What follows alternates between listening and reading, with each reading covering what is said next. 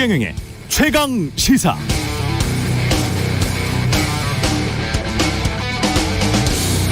네, 어제 임동원 전 통일부 장관이 최강 시사에 나와서 앞으로의 남북 관계에 대한 진정 어린 조언을 했습니다. 북한은 7차뿐만 아니라 8차 핵실험도 할 것이다. 북한은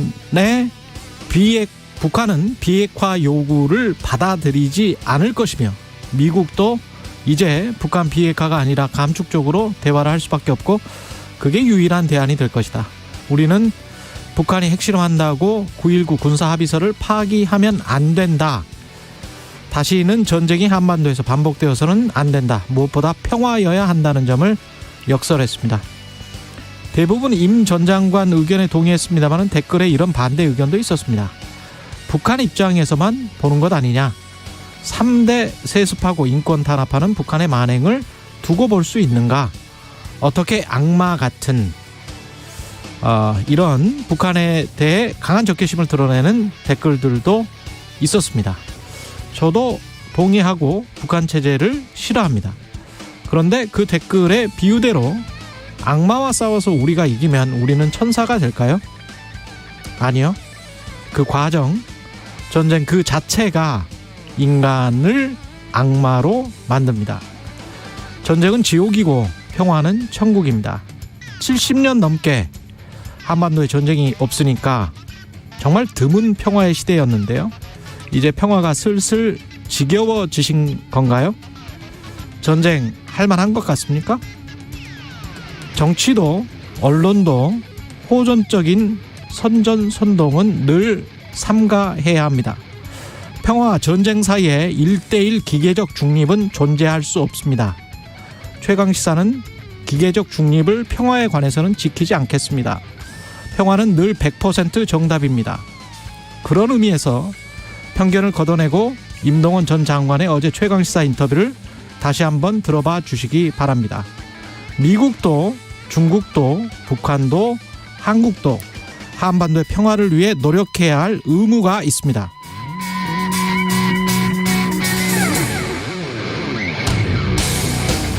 네, 안녕하십니까. 10월 12일 수요일 세상에 이익이 되는 방송 최경영의 최강시사 출발합니다. 저는 KBS 최경영 기자고요.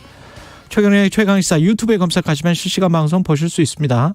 문자 참여는 짧은 문자 50원, 긴 문자 100원이 드는 샵9730 또는 유튜브 무료 콩 어플 많은 이용 부탁드리고요. 그리고 청취율 조사 기간이죠. 최경영의 최강시사 다양한 질문 의견 보내주신 분들 추첨 통해서 따뜻한 커피 쿠폰 보내드리니까요. 많은 참여 부탁드리고요. 오늘 최강시사 어제 열린 법사위 감사원 국감 관련해서 여야 릴레이 인터뷰 준비했고요. 박수홍 사건이 쏘아올린 친족 상돌의 존폐 논쟁도 짚어보겠습니다.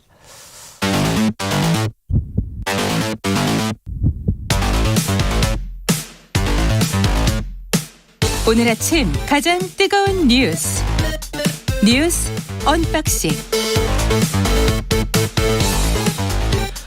네, 자 뉴스 언박싱 시작하겠습니다. 민동기 기자, 김민하 평론가 나와 있습니다. 안녕하십니까? 안녕하십니까? 예, 일제고사가 부활하는 것 아니냐 이런 이야기가 나오네요. 그러니까 올해 도입된 맞춤형 학업 성취도 자율평가 대상이 확대가 되는데요. 이것 때문에 이명박 정부 시절 도입이 됐다가 지금 폐지가 됐던 일제고사가 이름만 바꿔서 부활하는 것 아니냐 이런 해석이 나오고 있습니다. 교육부가 어제 제1차 기초학력 보장 종합 계획을 발표했는데요. 이 학생들의 기초학력을 진단하기 위해 올해 초등학교 6학년, 중학교 3학년 그리고 고등학교 2학년을 대상으로 처음으로 시행이 됐던 맞춤형 학업 성취도 자율평가가 2024년부터는 초등학교 3학년부터요 고등학교 2학년 전체를 대상으로 확대 시행이 됩니다. 그러니까 명목상으로는 이거 자율적으로 참여하는 거다. 이게 이제 교육부의 설명인데, 근데 올해 3월 시행된 기초학력보장법 시행령에 따라서요, 모든 학교가 학년 시작일로부터 2개월 안에 기초학력이 부족한 학생이 있지 않습니까? 이 학생을 학습 지원 대상 학생으로 선정을 해야 됩니다. 예, 이것 때문에 사실상 대부분 학교가 응시할 가능성이 굉장히 크다라는 그런 지적이 나오고 있는데요. 자율평가라는 형식으로 사실상 일제고사가 되는 것 아니냐라는 우려가 나오는 이유가 바로 여기에 있습니다. 참고로 일제고사는 2008년 처음으로 시행이 됐는데 이게 이제 성적이 학교별로 공개가 됐고요. 이 성적에 따라서 학교 평가라든가 뭐 성과급 평가, 시도교육청별 특별교구분 배분 이 주요 지표로 활용이 됐습니다. 경쟁이 치열해지겠네요. 치열해질 수밖에 없고요. 그래서 교육 현장에 여러 부작용을 낳으면서 결국에는 이게 폐지가 됐었는데 다시 부활하는 것 아니냐라는 우려가 나오고 있습니다. 일단 뭐 대통령실과 교육부는 일제고사의 부활은 아니다. 그냥 이게 자율적으로 하는 것이다. 그렇죠. 모든 네. 학생을 학생을 대상으로 한 전수평가를 이제 강제적으로 하는 게 아니기 때문에 일제고사 부활은 아니고 참여를 원하는 학생에 대해서는 확대한다. 이렇게 설명을 하고 있습니다. 근데 제가 신문을 쭉 보다가 한국일보의 사설이 이렇게 써 있어요. 신청 학교가 많아지면 결국 전수평가가 될 것이다. 실제 지난달 자율평가 시스템이 개통되기 전부터 일부 시도교육청이 관내 초중고교에 필수 신청을 독려하는 공문을 보내서 논란이 있었다. 이렇게 써 있고 이런 상황에서 윤 대통령이 줄 세우기라는 비판 뒤에 숨어 아이들의 교육을 방치한다면 대한민국의 미래도 어두워질 것이다 라고까지 했으니 자율 신청이 될 리 만무하다 이렇게 지적을 하고 있거든요. 예. 그러니까 이게 이 자율 신청이다라고 이 정부하고 대통령실이 강조한 것은 이명박 정권 때의 일제고사가 부작용이 많았다라는 것을 인식하고 있다는 방증 아니겠습니까? 예. 근데 그렇게 인식하고 있음에도 불구하고 이걸 이런 형태로 이제 붙였을 경우에 과거의 그런 부작용들이 다시 돌아오지 않겠느냐라는 우려는 제가 볼 때는 충분히 할 만한 그런 내용이거든요. 이게 학습 기초학력이 지금 상당히 이제 좀 저하됐다라는 비판은 제가 볼 때는 일리가 있는데 그 여러 가지 영향 중에는 예를 들면 코로나19의 영향이라든지 그거로 인해서 일어난 학습 결손이라든지 이런 영향도 상당히 이제 미친 것으로 보이는데 과연 이런 문제를 이런 시험을 막 보는 걸로 해결할 수 있느냐 상당한 의문이어서 좀 이와 관련돼서는 좀 더 심도 있는 논의가 필요한 게 아닌가 생각이 됩니다.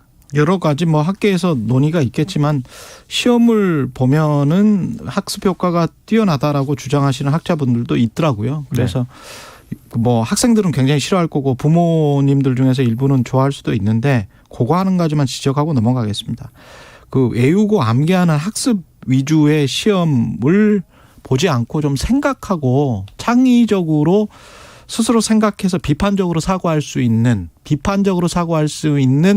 교육이 아주 핵심이거든요. 선진국 교육에. 근데 비판적으로 사고를 하려면 자유가 줘야 되고 윤석열 대통령도 여러 번 이야기를 했잖아요. 근데 일제고사라는 그거는 자유가 없는 거 아닙니까? 그렇죠. 예. 교육청이나 학교에 자유가 없는 거잖아요. 그래서 어떤 거를 뭐 암기해서 그냥 무조건 정답으로 맞추는 거잖아요. 그러면 그게 선진국 교육이나 선진국 시험과는 상당히 결이 많이 다른 거거든요. 그러니까 내용도 좀 생각을 해보시기 바랍니다. 그리고 그게 그렇게 되면은 우리 같은 경우에는 사교육 시장이 너무 지금 비대화돼 있잖아요. 그렇죠. 결국에 사교육 시장 경쟁을 좀 부추길 수밖에 없다라는 지적이 나오는 거죠. 그리고 사교육을 통해서 또 정말 좋은 뭐 교육을 받는 거면 또 모르겠는데 결국은 이제 결과적으로는 이렇게 되면은 시험 잘 보는 방법 배우는 거지 않습니까? 결과적으로는 제가 너무 이제 사교육을 폄하하고자 하는 게 아니라 인간의 의도라는 게 막 그렇게 갈 수밖에 없는 거 아닙니까? 그래서 이제 시험을 잘 보기 위한 방법을 학습하는 게 아니고 뭔가 좋은 교육을 하기 위한 방법 뭐가 있을까에 대해서 사실은 과거에 논의가 여러 가지 많았거든요. 그래서 뭐 핀란드를 배우자라든지 뭐 이런 논의가 많았지 않습니까? 그렇죠. 근데 이런 좋은 논의들도 있었는데. 그쪽으로 좀. 그렇죠. 그래서 뭐 교원을 더 충원하고 이 학력을 좀 신장시킬 수 있는 다른 이제 방식도 찾고 여러 가지 복합적인 대안이 필요한 상황에 시험이다 이렇게 가는 것은 제가 볼 때 너무 과거의 해법이다. 그 논의가 더 필요한 것 같습니다. 정진석 국민의힘 비상대책위원장이 일본은 조선 왕조와 전쟁을 한 적이 없다. 죽어도 일본이네요. 예. 어제 이게 최대 이슈였는데요. 예. 정 위원장의 발언은 이재명 민주당 대표가 한미일 연합군사훈련에 반대하는 거를 비판하는 거를 이제 지적하는 과정에서 나왔거든요. 구한말 조선을 둘러싼 국제 정세를 설명을 하면서 이렇게 얘기를 합니다. 조선은 왜 망했을까? 일본군의 침략으로 망한 걸까? 조선은 안에서 썩어 문드러졌고 그래서 망했다. 일본은 조선 왕조와 전쟁을 한 적이 없다. 이렇게 이제 얘기를 했거든요. 일본은 조선 왕조와 전쟁을 한 적이 없다? 네. 그러니까 이 발언 이후에 여당 내에서도 좀 비판이 나왔는데 유승민 전 의원 같은 경우에는 SNS에서 이게 우리 당 비대위원장 말이 맞느냐?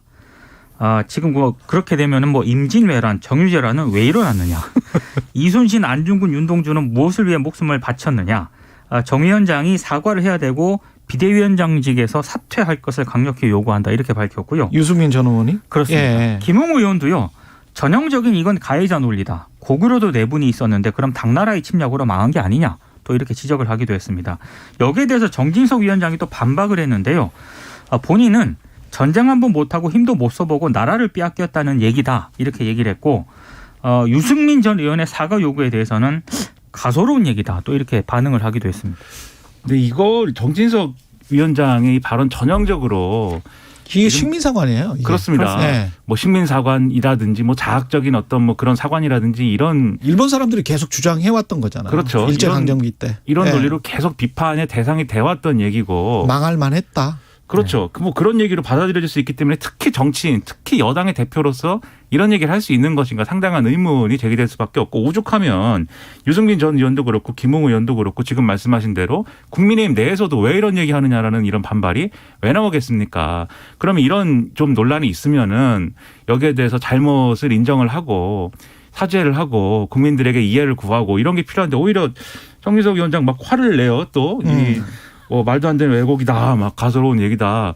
근데 이렇게 나오면은 국민들 입장에서는 어떻게 되냐면 이 자리에서도 그렇고 사실 민주당과 이재명 대표가 막 친일이다 뭐 이렇게 가는 거는 극단적 친일. 네, 네. 좀 너무한 거 아니냐. 좀 이 합리적으로 문제를 논의했으면 좋겠다 이렇게 말씀드리지 않았습니까? 그 포인트 뭐 Sea of Japan이라고 가령 군사훈련을 했을 때 동해를 일본해라고 표기한 것에 관해서는 그런 문제 제기를 팩트를 가지고 야당 대표가 지적을 했다면 그걸로서 넘어가는 거예요. 그렇죠. 그리고 그렇죠. 그게 굉장히 아픈 지적이 됩니다. 네. 근데 바로 그냥 극단적 친일 행위다라고 급발진을 해버리면 설명이 굉장히 많이 필요하고 이해를 못해요. 그렇죠. 거기에 관해서. 그냥 나쁜 놈들이 일한 얘기구나 뭐 이렇게 되지 않습니까? 예. 근데 그런 지적을 했는데 갑자기 국민의힘 쪽에서 이 친일이 맞네 뭐 이렇게 이 반응이 나올 만한 더 그런, 발질을 하는 거지. 그런 얘기가 예. 나와버린 거잖아요 지금.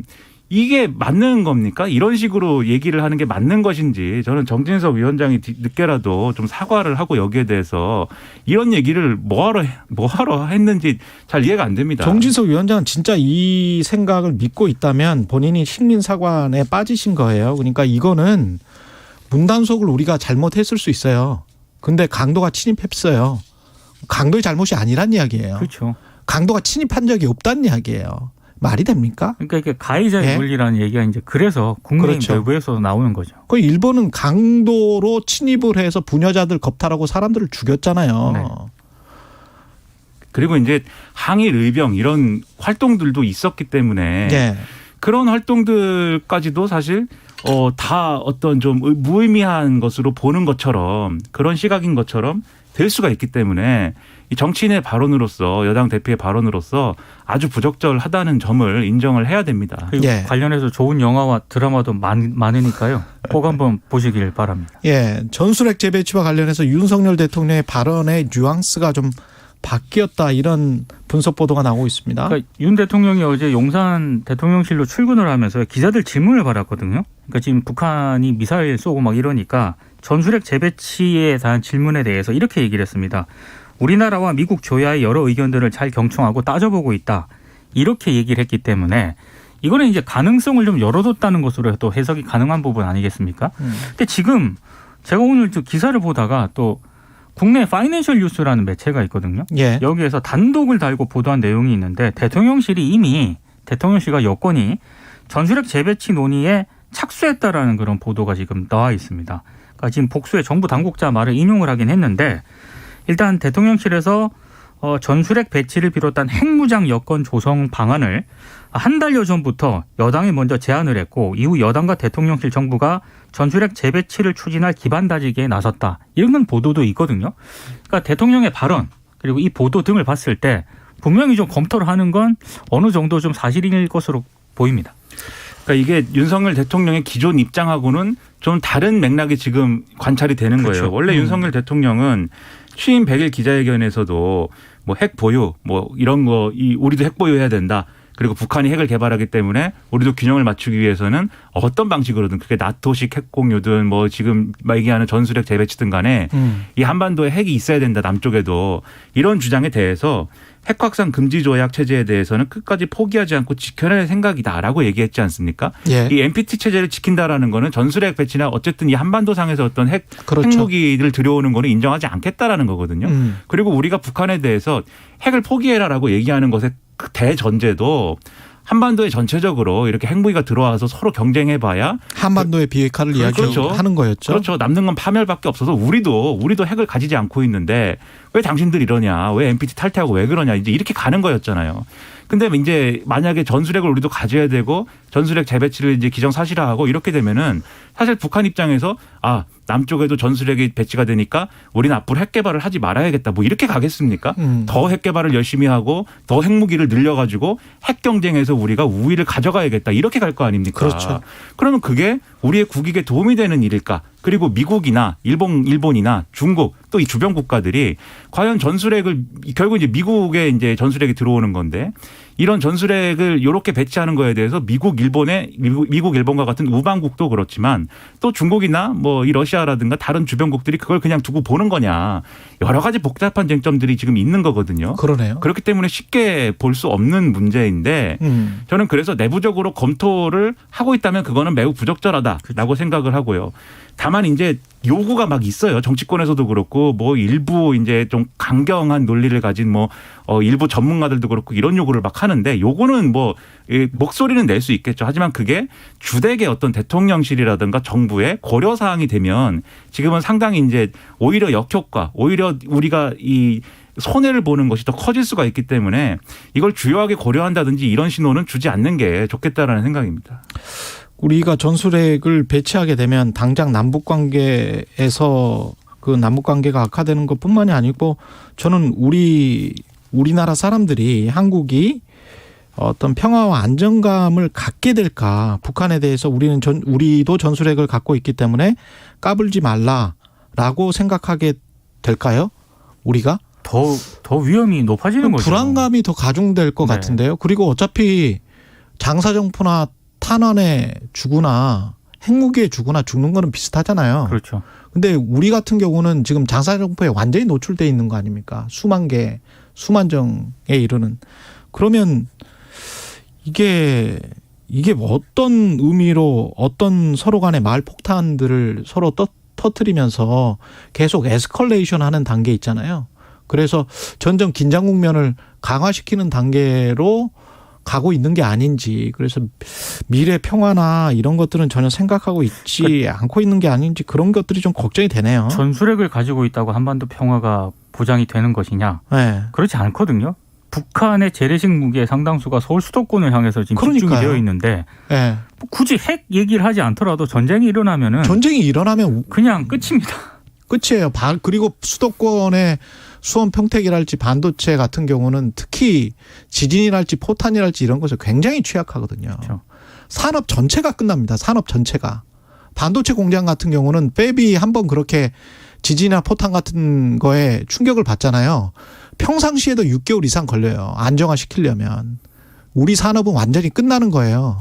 전쟁이 되면 인명피해뿐만이 아니고 경제적으로도 한국은 정말 복구하기가 힘들게 됩니다.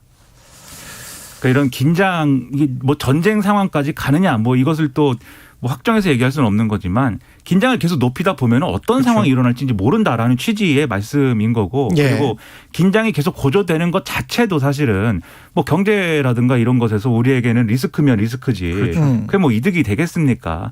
그래서 이게 사실 북한의 어떤 도발이나 이런 것들에 대해서 우리가 분명히 대응해야 되고 분명한 우리 입장을 얘기할 필요가 있겠지만 그러한 군사적 대응, 군사적인 대응 수준을 올려가는 것 이것 외에 다른 어떤 계획들도 계속해서 준비가 돼야 되고 어떤 시점에는 그런 계획들로 이 국면을 정리할 수 있는 그런 외교 전략, 안보 전략이 필요하다 이런 얘기인 거죠.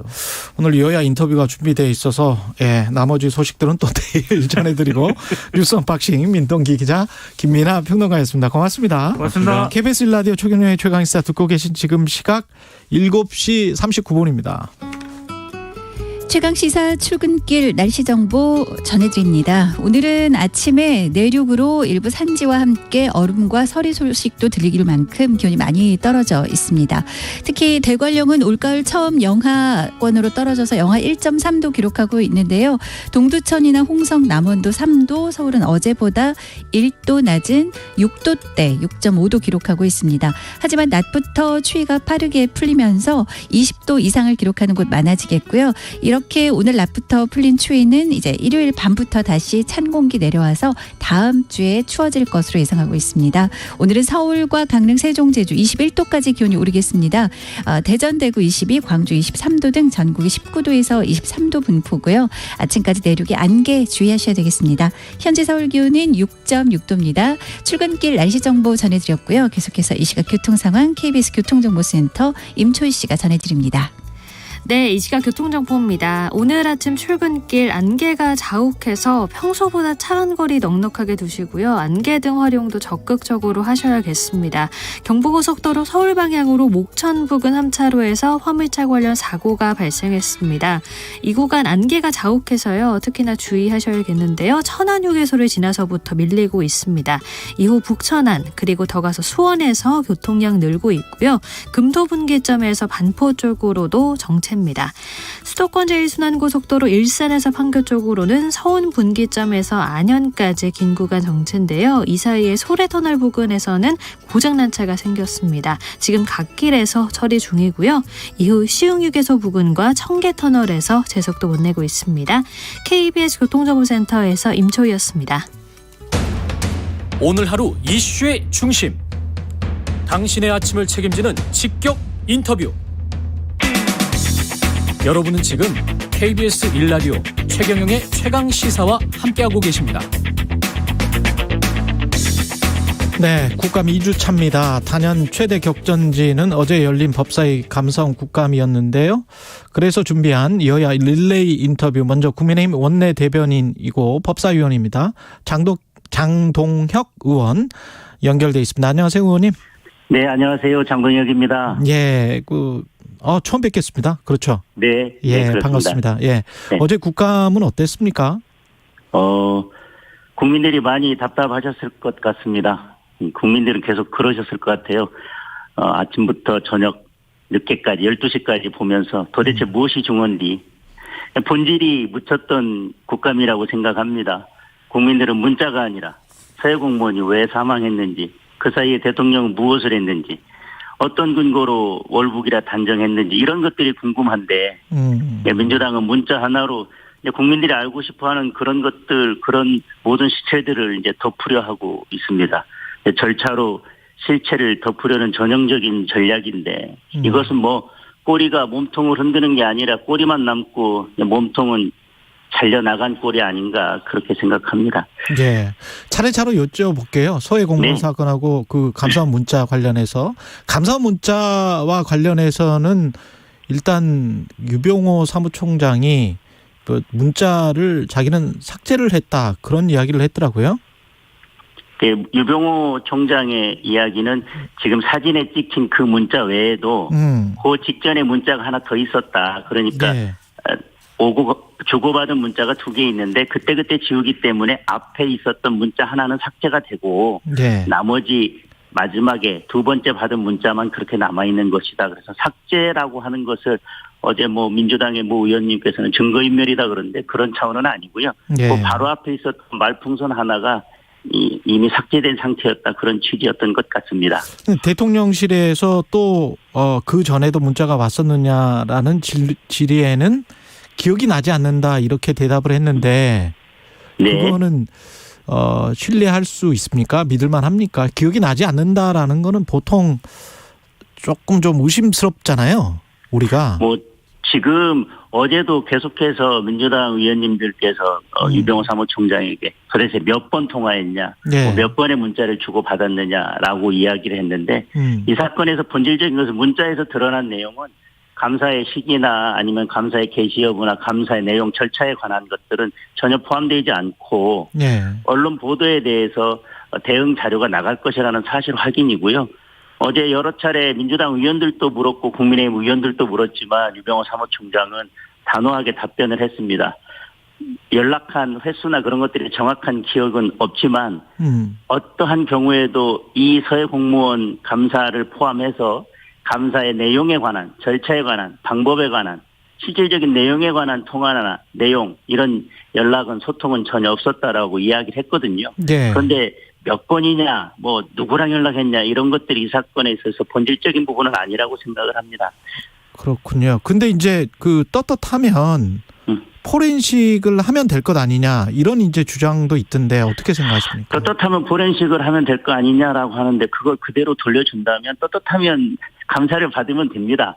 예, 항상 그렇게 이제 공격을 하는데 문제는 지금 객관적으로 드러난 문자의 내용을 보더라도 감사의 내용과 관련해서는 감사의 실질적인 내용이 간섭한 내용은 전혀 없는데도 불구하고 공격을 하지 않습니까? 네. 그런데 지금 민주당이든 사무총장이든 대통령실에서든 횟수나 이런 것들에 정확한 입장을 밝히거나 아니면 포렌식을 해서 뭔가를 제출하기가 답답한 것이 그렇게 해서 제출하면 거기에서 나오는 것들이 특별한 연관성도 없고 관련성도 없을 텐데 계속해서 정치적 공격을 이어가고 과도한 공격을 할 것이거든요.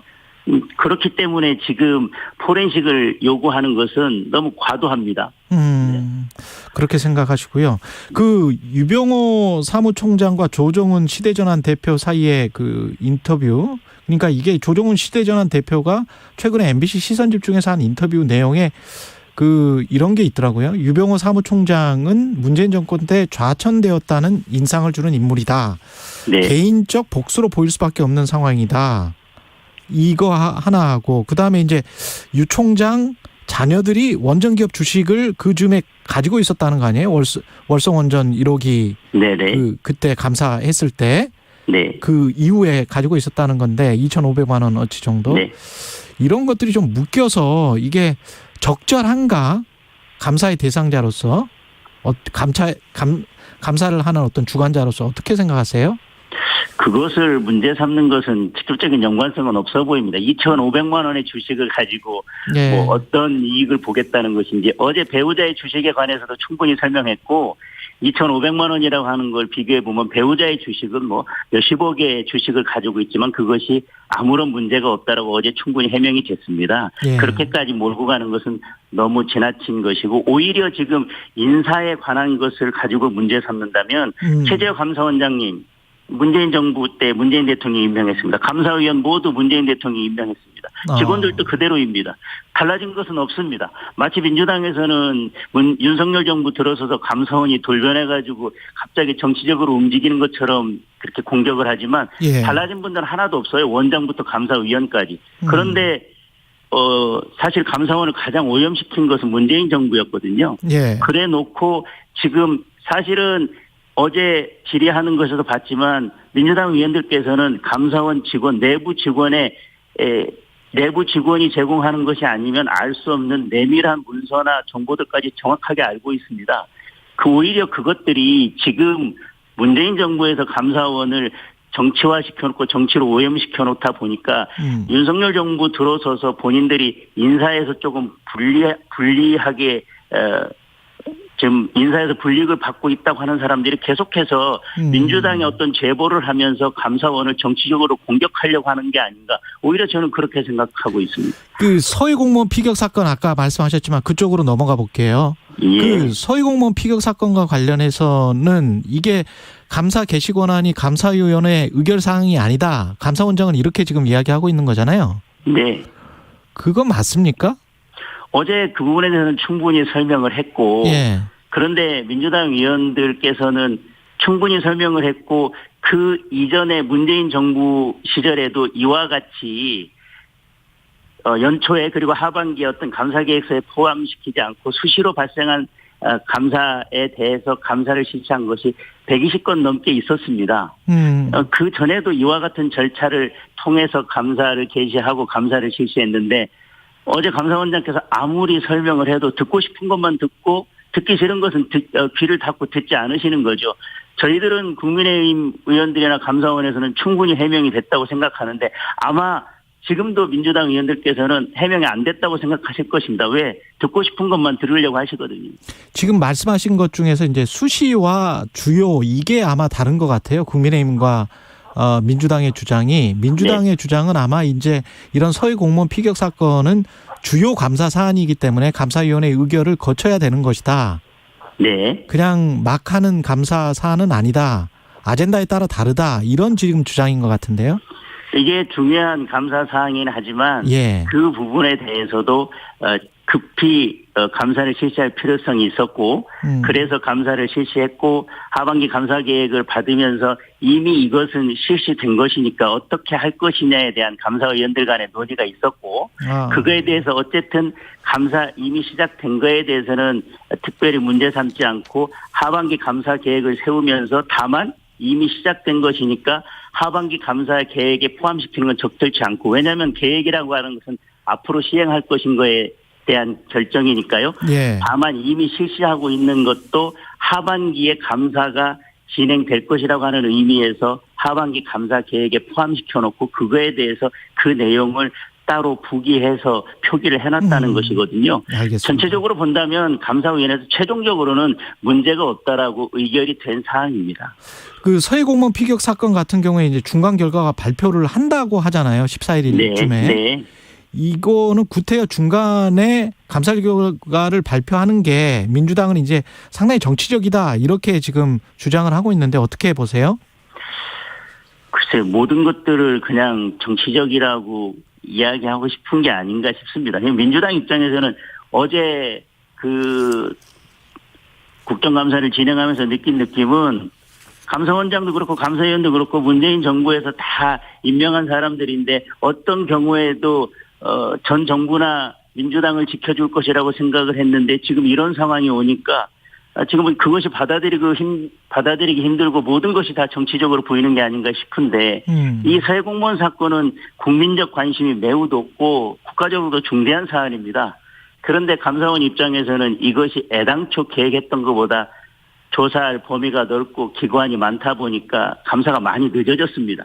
그리고 지금 이것들이 계속 논란이 되고 있습니다. 그거에 대해서 논란을 불식시키고 국민들이 알고 싶어하는 내용에 대해서 조금이라도 일찍 알리고 싶어서 감사가 중간도 아니고요. 감사가 마무리되는 시점에 최종적인 것은 아니지만 이름 확정되고 발표할 수 있는 부분에 대해서는 발표하겠다라고 하는 입장인데 그것을 가지고 문제 삼는 것은 좀 과하다는 생각이 들고요. 문재인 정부 시절에는 감사하는 사항, 중요 감사 사항들에 대해서 감사가 끝나기 전에 수시 보고했던 것들이 39건이나 있습니다. 예. 그런데도 불구하고 감사가 종료되는 시점에 일응의 결론을 발표하겠다는 것 가지고도 문제 삼는다면 그것은 너무 지나친 정치적 공격이다 이렇게 생각합니다. 근데 어제 최강시사에서 나경원 전 의원 같은 경우는 그 문자 파동과 관련해서는 감사원이 자초한 일이다. 유병호 사무총장의 일탈로 볼 수 있다 이런 식으로 이제 비판을 했거든요. 여당 내에서도 이제 그런 비판이 있어서 감사원이 모든 것을 지금 잘하고 있다고 보십니까? 어제 그러니까 유병호 사무총장의 문자가 공개된 것 자체, 예. 그리고 이제 거기에 사용된 용어가 적절치 않았다라고 하는 것에 대해서는 인정을 합니다. 예. 그리고 국민들의 입장에서는 그런 것마저도 혹시 감사원과 대통령실이 감사의 개시나 내용이나 절차에 대해서 혹시 소통하고 있는 것이 아니냐라고 하는 그런 의심으로까지 갈 수 있기 때문에 저는 적절치 않다고는 생각을 하지만 그러나 그것을 너무 확대해서 해석하는 것도 경계해야 된다고 생각합니다. 문재인 정부 시절에는 감사원장이 대통령이 주재하는 반부패 정책협의회에도 참석을 했었습니다.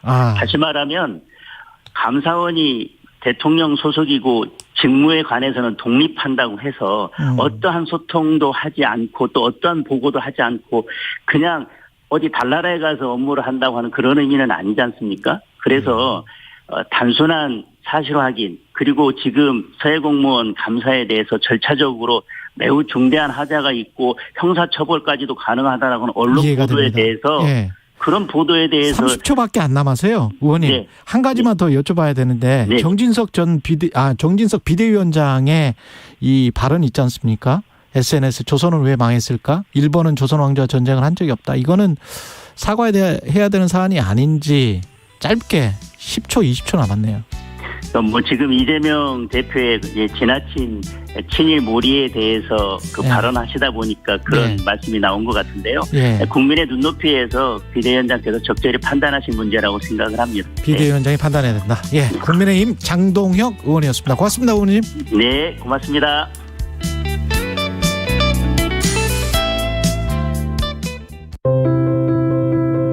기억하시나요? 세계는 서울로, 서울은 세계로.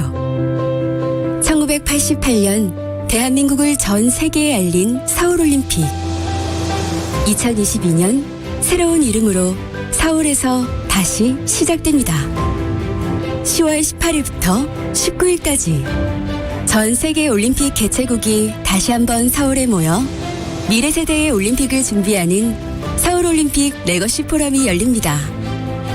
스포츠를 통한 더 나은 세상, 국민체육진흥공단이 함께합니다. 안녕하세요. 심장 이식을 받고 두 번째 삶을 살고 있는 KBS 기상캐스터 오수진입니다. 오늘 하루도 4만여 명의 환자들이 장기 이식을 기다리고 있다는 사실 알고 계셨나요? 그중에서도 하루 평균 7명의 환자가 이식을 받지 못해 안타깝게 세상을 떠나고 있습니다. 여러분, 장기 기증은 한 명의 뇌사장기 기증자가 9명의 생명을 살리는 고귀한 나눔입니다. 생명 나눔의 첫걸음은 장기 기증 희망 등록입니다. 장기 기증 희망 등록에 동참해주세요. 당신만이 살릴 수 있는 생명이 있습니다. 이 캠페인은 보건복지부와 함께합니다.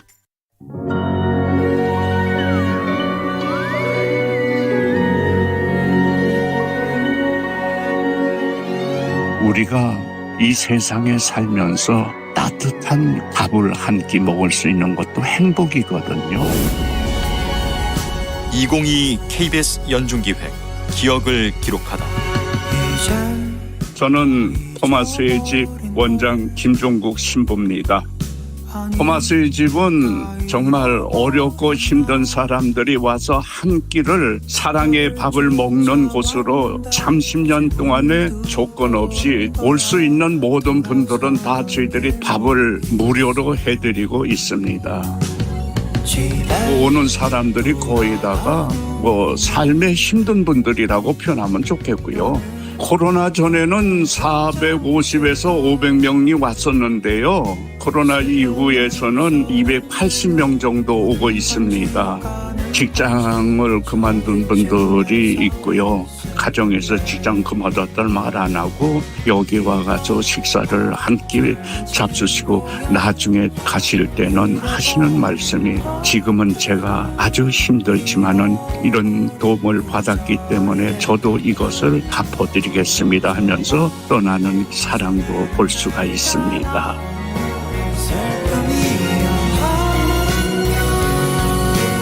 토마스의 집 김종국 신부는 기억합니다. 30년을 한결같이 점심을 무료로 나누어온 토마스의 집. 힘들고 배고픈 사람들은 4시간 전부터 줄을 서기 시작합니다.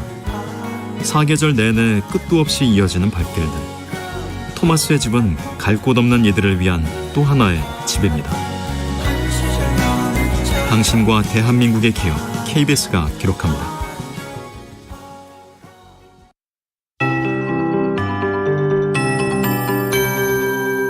KBS 58분 날씨.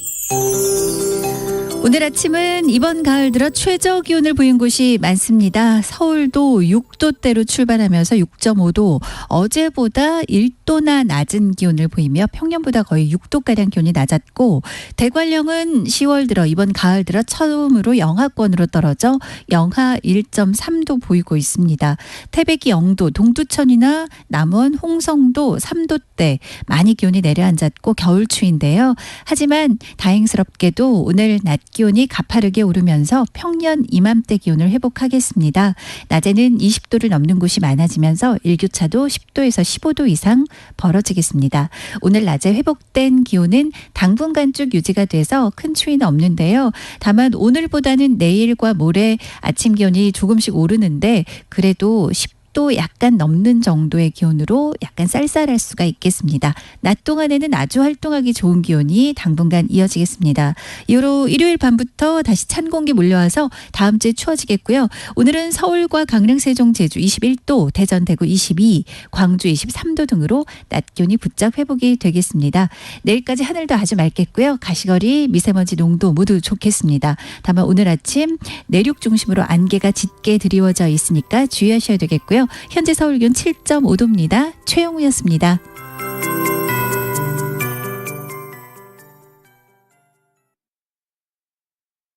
정성을 다하는 국민의 방송 KBS가 8시를 알려드립니다.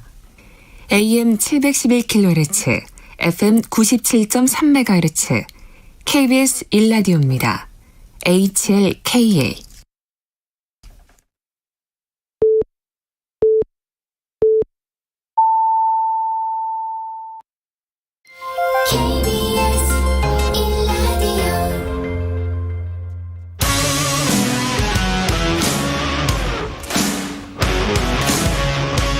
오늘 하루 이슈의 중심 최경영의 최강 시사.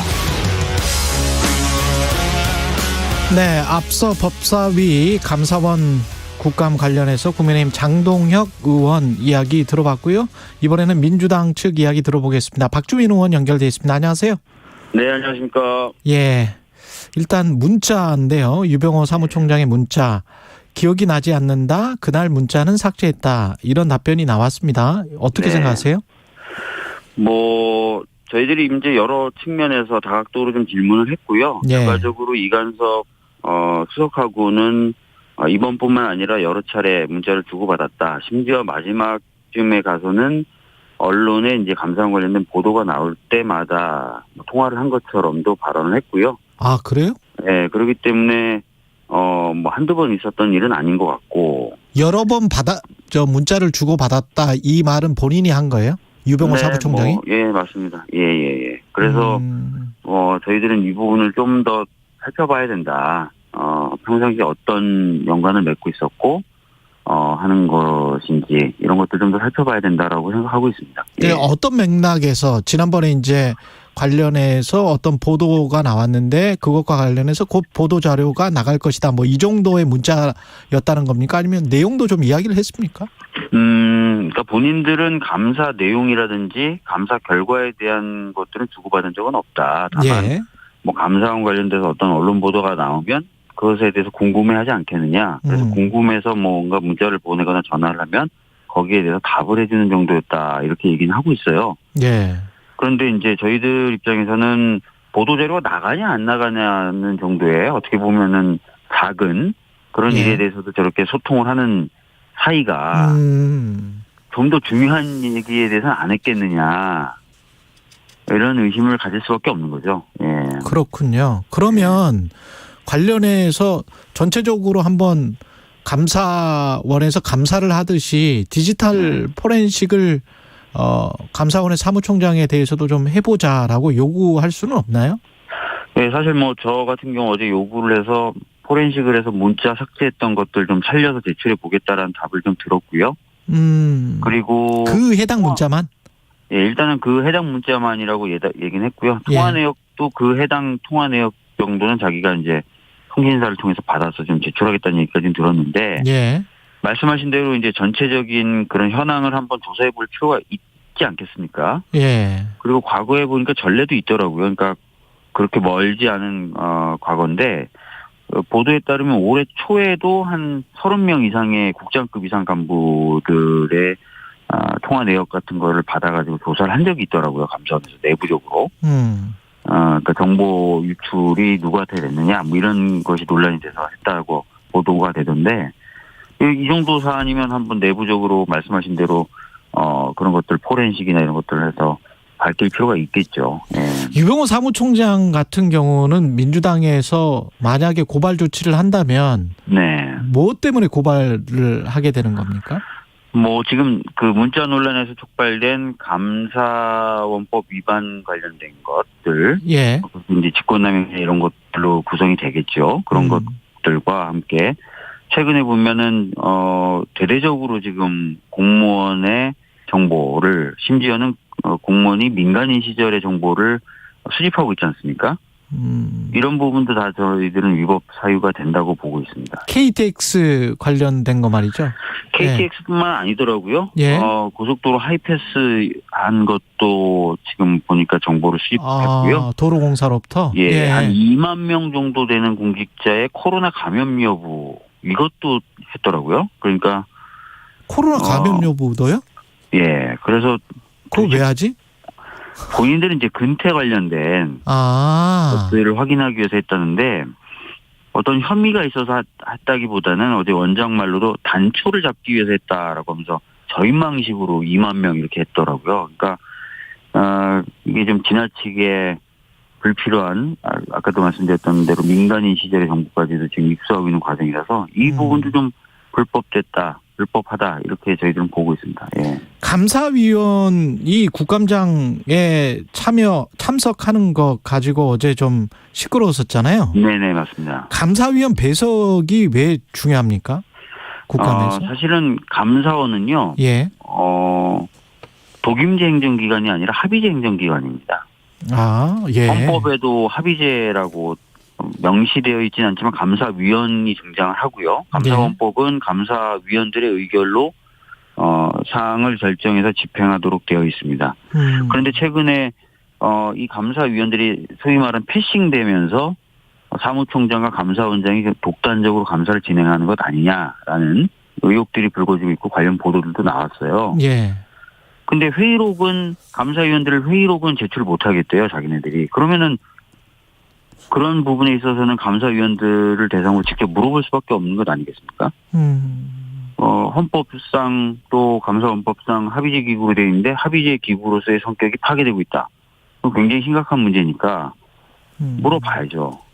그래서 좀 배석을 하게 해달라고 했는데 결과적으로 합의가 안 돼서 배석은 했지만 질문은 못했습니다. 예. 배석은 했지만 질문은 못하고 서해 공무원 비격 사건 같은 경우에 감사위원회 말씀하신 감사위원회의 의결을 거쳐야 되는 건지 안 거쳐야 되는 건지 국민의힘 쪽에서는 뭐 그거는 전반적으로 보고를 하고 그 독자적으로 쭉 할 수 있는 걸로 지금 말씀을 하시네요. 보니까. 글쎄요, 뭐 그게 이제 해석의 여부고 또 해석의 주체가 이제 감사원이다 보니까 예. 그런 얘기로 방어를 하는데요. 사실 예. 주요 감사의 경우에는 감사원법에 따라서도 감사위원들의 회의와 그것을 통한 결정이 있어야 되는 거예요. 근데 뭐 그거를 자기네들은 뭐 연간 감사 계획과 하반기 검사 계획이라는 두 가지의 경우에만 뭐 의결을 해왔다 이렇게 지금 얘기를 하는데 그건 법문하고도 잘 안 맞아요. 그래서 그런 부분은 제가 보기에 좀 타당하진 않아 보이고요. 예.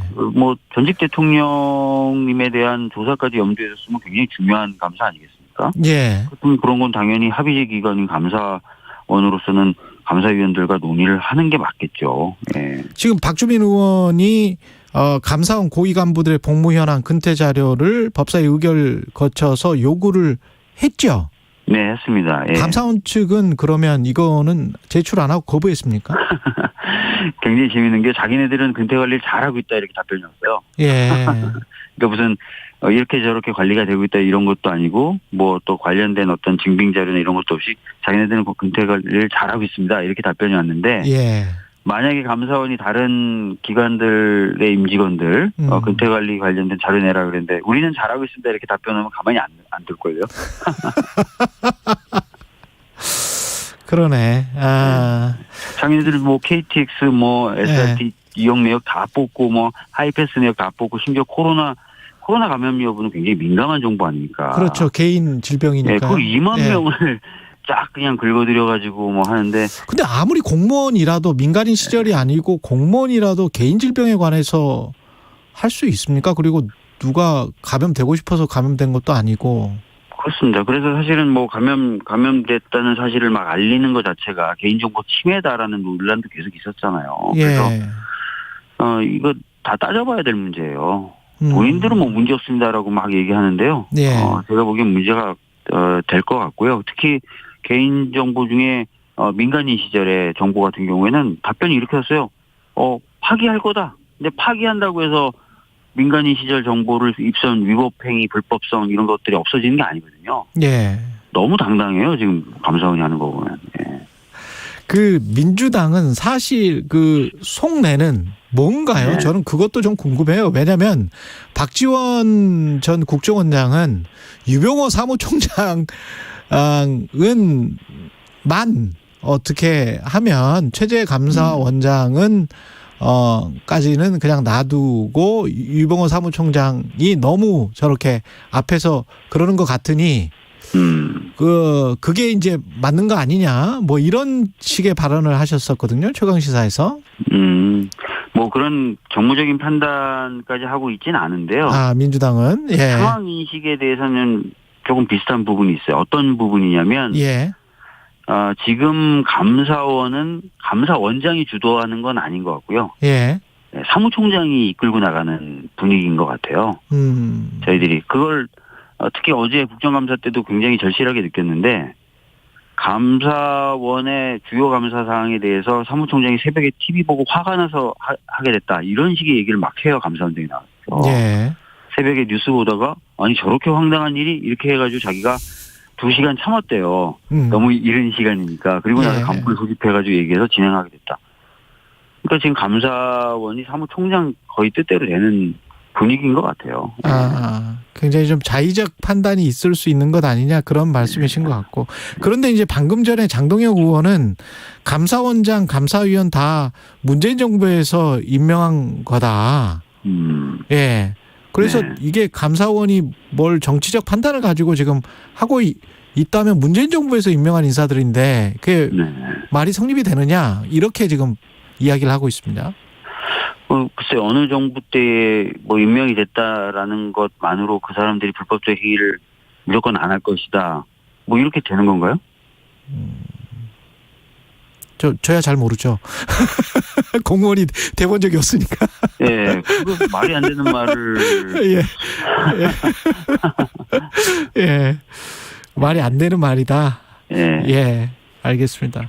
그 디지털 포렌식을 감사원이 제한적으로만 허용해왔던 디지털 포렌식 기준을 대폭 완화해서 그 이후에 뭔가 이 무차별적으로 휴대폰이나 컴퓨터를 뒤져서 야권을 탄압하려고 하는 것 아니냐 이런 주장은 지금 민주당이 하고 있는 겁니까? 이게 사실입니다. 그러니까 예. 뭐 디지털 포렌식을 할 수 있는 단계, 예. 뭐 절차 간소화 한 거 맞고요. 예. 근데 최근 그것은 다른 기관들이 가고 있는 방향하고 정반대 방향이고 최근에 나온 대법원 판례하고도 완전히 배치되고요. 예. 더 문제는 구체적인 절차 규정이나 이런 것들 다 비공개로 돌려버렸어요. 그래서 실제로 제가 제보받은 내용을 보면은 어떤 규정에 의해서 이게 진행이 되는 겁니까? 라고 포렌식 당하는 사람이 물어봤다는 거예요. 예. 근데 감사원 내부 규정이다라고 해서 좀 알려주세요, 보여주세요 그랬더니 비공개인데요? 이렇게 하는 거예요. 그러니까 당하는 사람은 규정에 따라서 지금 포렌식이 진행되는지 알 수도 없고 네. 항의할 수도 없고 이런 상태에서 지금 포렌식들이 진행되고 있어요. 어느 부분까지 얼마나 본인의 휴대폰이나 컴퓨터가 디지털 포렌식이라는 게 이제 털리는 거잖아요. 예. 예. 얼마나 드러나는지는 알 수가 없어요. 그런 부분에 대해서 세세한 절차 규정들이 있었는데 예. 그걸 다 비공개로 돌린 거예요. 그러니까 당하는 사람은 규정대로 자기가 당하는 건지 그냥 마구잡이로 당한 건지 알 수가 없는 상태가 돼버린 거죠. 아까 그 감사원 사무총장 같은 경우는 그날의 그 문자는 디지털 포렌식에 동의할 용의가 있다. 이렇게 지금 국회에서 답변을 했었죠. 예. 그리고 뭐 통화 내역도 자기가 제출할 용의가 있다라고 얘기를 해서 그 부분을 좀 받아볼 텐데요. 예. 그거 말고도 저희들이 이제 들었을 때는 수차례 이제 문자 주고 받은 것처럼 얘기했으니까 전반적으로 포렌식 같은 것이 진행되는 게 맞다고 생각하고요. 지금의 의혹을 해명하기 위해서는 올해 1월인가 보도 보니까 국장급 이상 간부들의 통화 내역을 한번 다 조사했더라고요. 내부의 정보가 유출된다는 이유로 예. 감사원이 전례도 있고 하니까 그런 부분 좀 진행하는 것 어떤가 이런 생각이 듭니다. 방통위 감사를 앞두고 이거를 했다. 아니 감사원 주장은 이제 6월부터 이미 준비됐었던 것이다. 이렇게 지금 이야기를 하고 있는 것 같은데 방통위 감사라는 특정 이게 방송사 무슨 그 관련해서 무슨 언론 탄압이나 야권 탄압 이것과 뭐 연관이 있다고 보세요? 지금 뭐 전 정부 때 임명된 사람들을 찍어내려고 한다 이런 시각은 팽배히 있는 것 아니겠습니까? 꼭 저희 야당만 갖고 있는 건 아니고요. 보수 언론에서도 좀 그런 시각을 가지고 있지 않습니까? 그러니까 아마 그런 의도가 좀 있어 보인다는 게 저희들이 갖고 있는 이제 의심이고. 예. 포렌식 규정 완화는 아까 말씀드렸던 대로 최근에 다른 기관이 보이고 있는 움직임과 정반대 방향이고 최근에 나온 대법원 판례하고도 완전히 배치되는 것인데. 예. 그거를 서둘러 그렇게 개정을 하고 서둘러라고 제가 말씀드린 건 6월 30일 날 한 번 개정한 다음에 7일인가 8일 만에 또 개정한 거예요. 그러니까 좀 이상하잖아요. 금방 개정한 지 일주일 정도 돼서 한 번 더 개정하는데 완전히 다른 기관이 가는 방향과는 다른 방향으로 개정해 하고요. 그다음에 이제 방통이나 권익위 열심히 포렌식하고 그러니까 저희들 입장에서는 좀 의심의 눈초리를 가질 수밖에 없죠. 예. 지금 방통위의 감사 현안은 종편 심사 승인 뭐 이 과정이죠. 재승인 과정. 네, 맞습니다. 예. 그리고 한미일 군사훈련과 관련해서 이재명 대표는 극단적 친일 행위라고 했는데 정진석 국민의힘 비대위원장이 또 받아서 일본은 조선을 침략한 적이 없다. 뭐 이런 발언을 했습니다. 우리가 일본에 강제적으로 병합된 거 아닌가요? 우리 스스로 무너졌다. 뭐 일본은 뭐 조선과 싸운 적이 없다. 그러면 강제로 병합된 게 아니겠죠. 대단히 문제 있는 시각이고 식민사관에 기반한 것인데 여당 당대표가 그런 생각을 가지면 절대 안 된다고 좀 보고 있고요. 관련돼서 빠른 시간 내에 사과가 있어야 된다고 봅니다. 근데 제일 처음에 그 극단적 친일 행위다. 한미일 군사 합동 훈련에 관해서 이재명 대표가 그렇게 이야기한 것. 그것을 또 유승민 전 의원은 이재명 당대표의 덫 이렇게 이제 표현을 했는데 그 애초의 발언이 약간 좀 많이 나간 발언이다. 이렇게 생각하지는 않으세요? 대선 때부터 사실 이제 여러 차례 토론을 거치면서 이제 한일 관계 어떻게 할 것인가에 대한 부분에 대해서 여러 차례 이제 이재명 대표는 입장을 밝힌 적이 있었어요. 특히 군사적인 부분에 있어서 뭐 경제나 이런 부분은 이나 문화적인 부분 이런 것들은 모르겠지만 군사적인 부분은 굉장히 신중해야 된다라는 입장을 여러 차례 밝힌 적이 있어요. 거기에 대한 어떻게 보면 연속성상에 있는 발언이다 이렇게 보시면 되지 않을까요? 예, 알겠습니다. 여기까지 듣겠습니다. 박주민 민주당 의원이었습니다. 고맙습니다. 네, 감사합니다. 공정, 공익, 그리고 균형. 한 발짝 더 들어간다. 세상에 이익이 되는 방송. 최경영의 최강시사.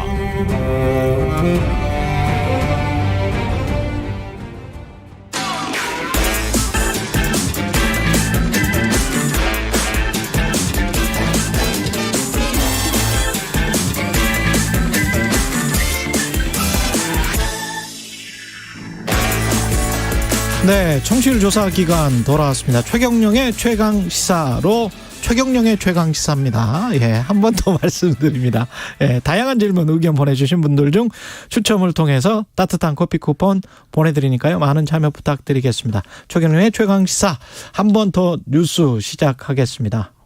오늘은 경향신문 박순봉 기자와 함께합니다. 안녕하세요. 안녕하세요. 예, 짧고 굵게 한 번 더 뉴스. 첫 소식은 뭔가요? 한국 총기 청정국이라고 하는데요. 권총을 이용해서 극단적인 그런 시도를 하는 그런 사례가 어제 서울에서 있었습니다. 권총이 집에 있었어요? 맞습니다. 이 권총이란 점이 좀 놀라운 거예요. 사냥용 총, 뭐 엽총 이런 게 아니고 권총을 이용한 거거든요. 권총은 허가가 안 되지 않나요? 맞습니다. 허가를 받아야지 이용을 할 수가 있죠. 일단 좀 사건 개요부터 말씀을 드리면은요. 어제 서울 서초구 잠원동에 한 주택가, 그러니까 길거리였습니다. 공원 인근의 거리에서 있었던 일이고요. 오전 5시 33분쯤 새벽 시간대였는데 50대 남성이 총기를 이용해서 극단적인 선택을 시도를 했습니다. 총알이 머리, 두부를 관통을 했고요. 바로 병원으로 옮겨졌어요. 수술을 했는데 사망하진 않았지만 좀 위독한 그런 상황입니다. 말씀하신 대로 이 총이 어디서 난 거냐 이게 좀 많이 관심을 끌었거든요. 그렇죠. 처음에는 이 남성이 경찰이 아니겠느냐 이런 추측이 있었습니다. 왜냐하면은 사용한 총이 389경 권총이었거든요. 근데 이 389경이 경찰한테 보급되는 총기예요. 그러다 보니까 그런 추측이 있었던 건데 다만 경찰 쪽에서 확인을 해보니까 이 총이 수십 년은 더 된 389경이라는 겁니다. 옛날 389경이다? 네. 그래서 이걸 보면은 이제 현직 군이나 경찰에서 최근에 유출된 건 아니다. 이런 정도까지는 볼 수가 있는 상황이에요. 근데 다만 이 총이 정확히 어디에서 온 건지 이것까지는 구체적으로 확인은 안 됐는데요. 왜냐면은 총기가 보면은 등록이 돼 있다라고 하면 번호가 있잖아요. 시리얼 넘버라고 총 번호가 있죠. 맞죠. 그 번호가 있는데 번호는 또 있었다라 그래요. 그런데 시스템에 입력을 해봤더니 나오질 않더라는 겁니다. 그래서 이제 경찰 쪽에서 생각을 하기로는 이게 최근에 등록이 된 총이면은 바로 번호만 넣으면 입력이 돼서 나오게 되는데 오래된 총이라서 시간이 걸리는 걸 수도 있고 혹은 또 자료가 등록이 안 됐을 수도 있다. 그런 가능성도 좀 있습니다. 디지털화되는 과정에서 빠져버린 아주 옛날 총이어서 그럴 수 있다라는 거죠. 그래서 지금 추가적으로 있겠네요. 확인을 하고 있고요. 예. 이 극단적인 선택을 한 이 남성의 주변인 진술로는 이제 돌아가신 아버지가 퇴역 군인이었다라는 거예요. 퇴역 군인이었다. 네, 베트남전에 참전했던 군인이었는데 그래서 이제 유품으로 총을 아버지가 전해줬는데 이걸 보관하고 있었던 걸로 보인다. 다만 이제 경찰에서 확인된 내용은 아니고요. 경찰이 이 내용도 수사를 통해서 확인을 하고 있습니다.